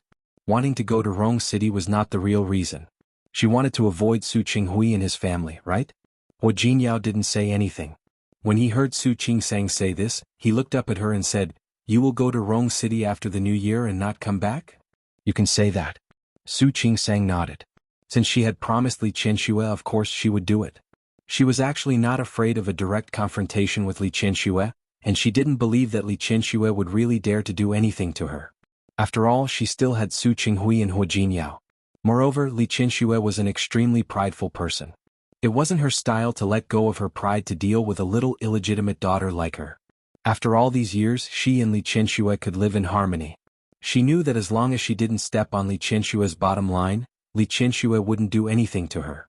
Since Su Qingsang had already made up her mind, the matter was settled. Su Qingsang would go to Song City for an exchange program. When she came back, the family would pack up and go to Rong City together. Xiang Kaiping didn't care. Wherever her daughter went, she would go. You're tuning in to the Han Li's Wuxia Adventures YouTube channel.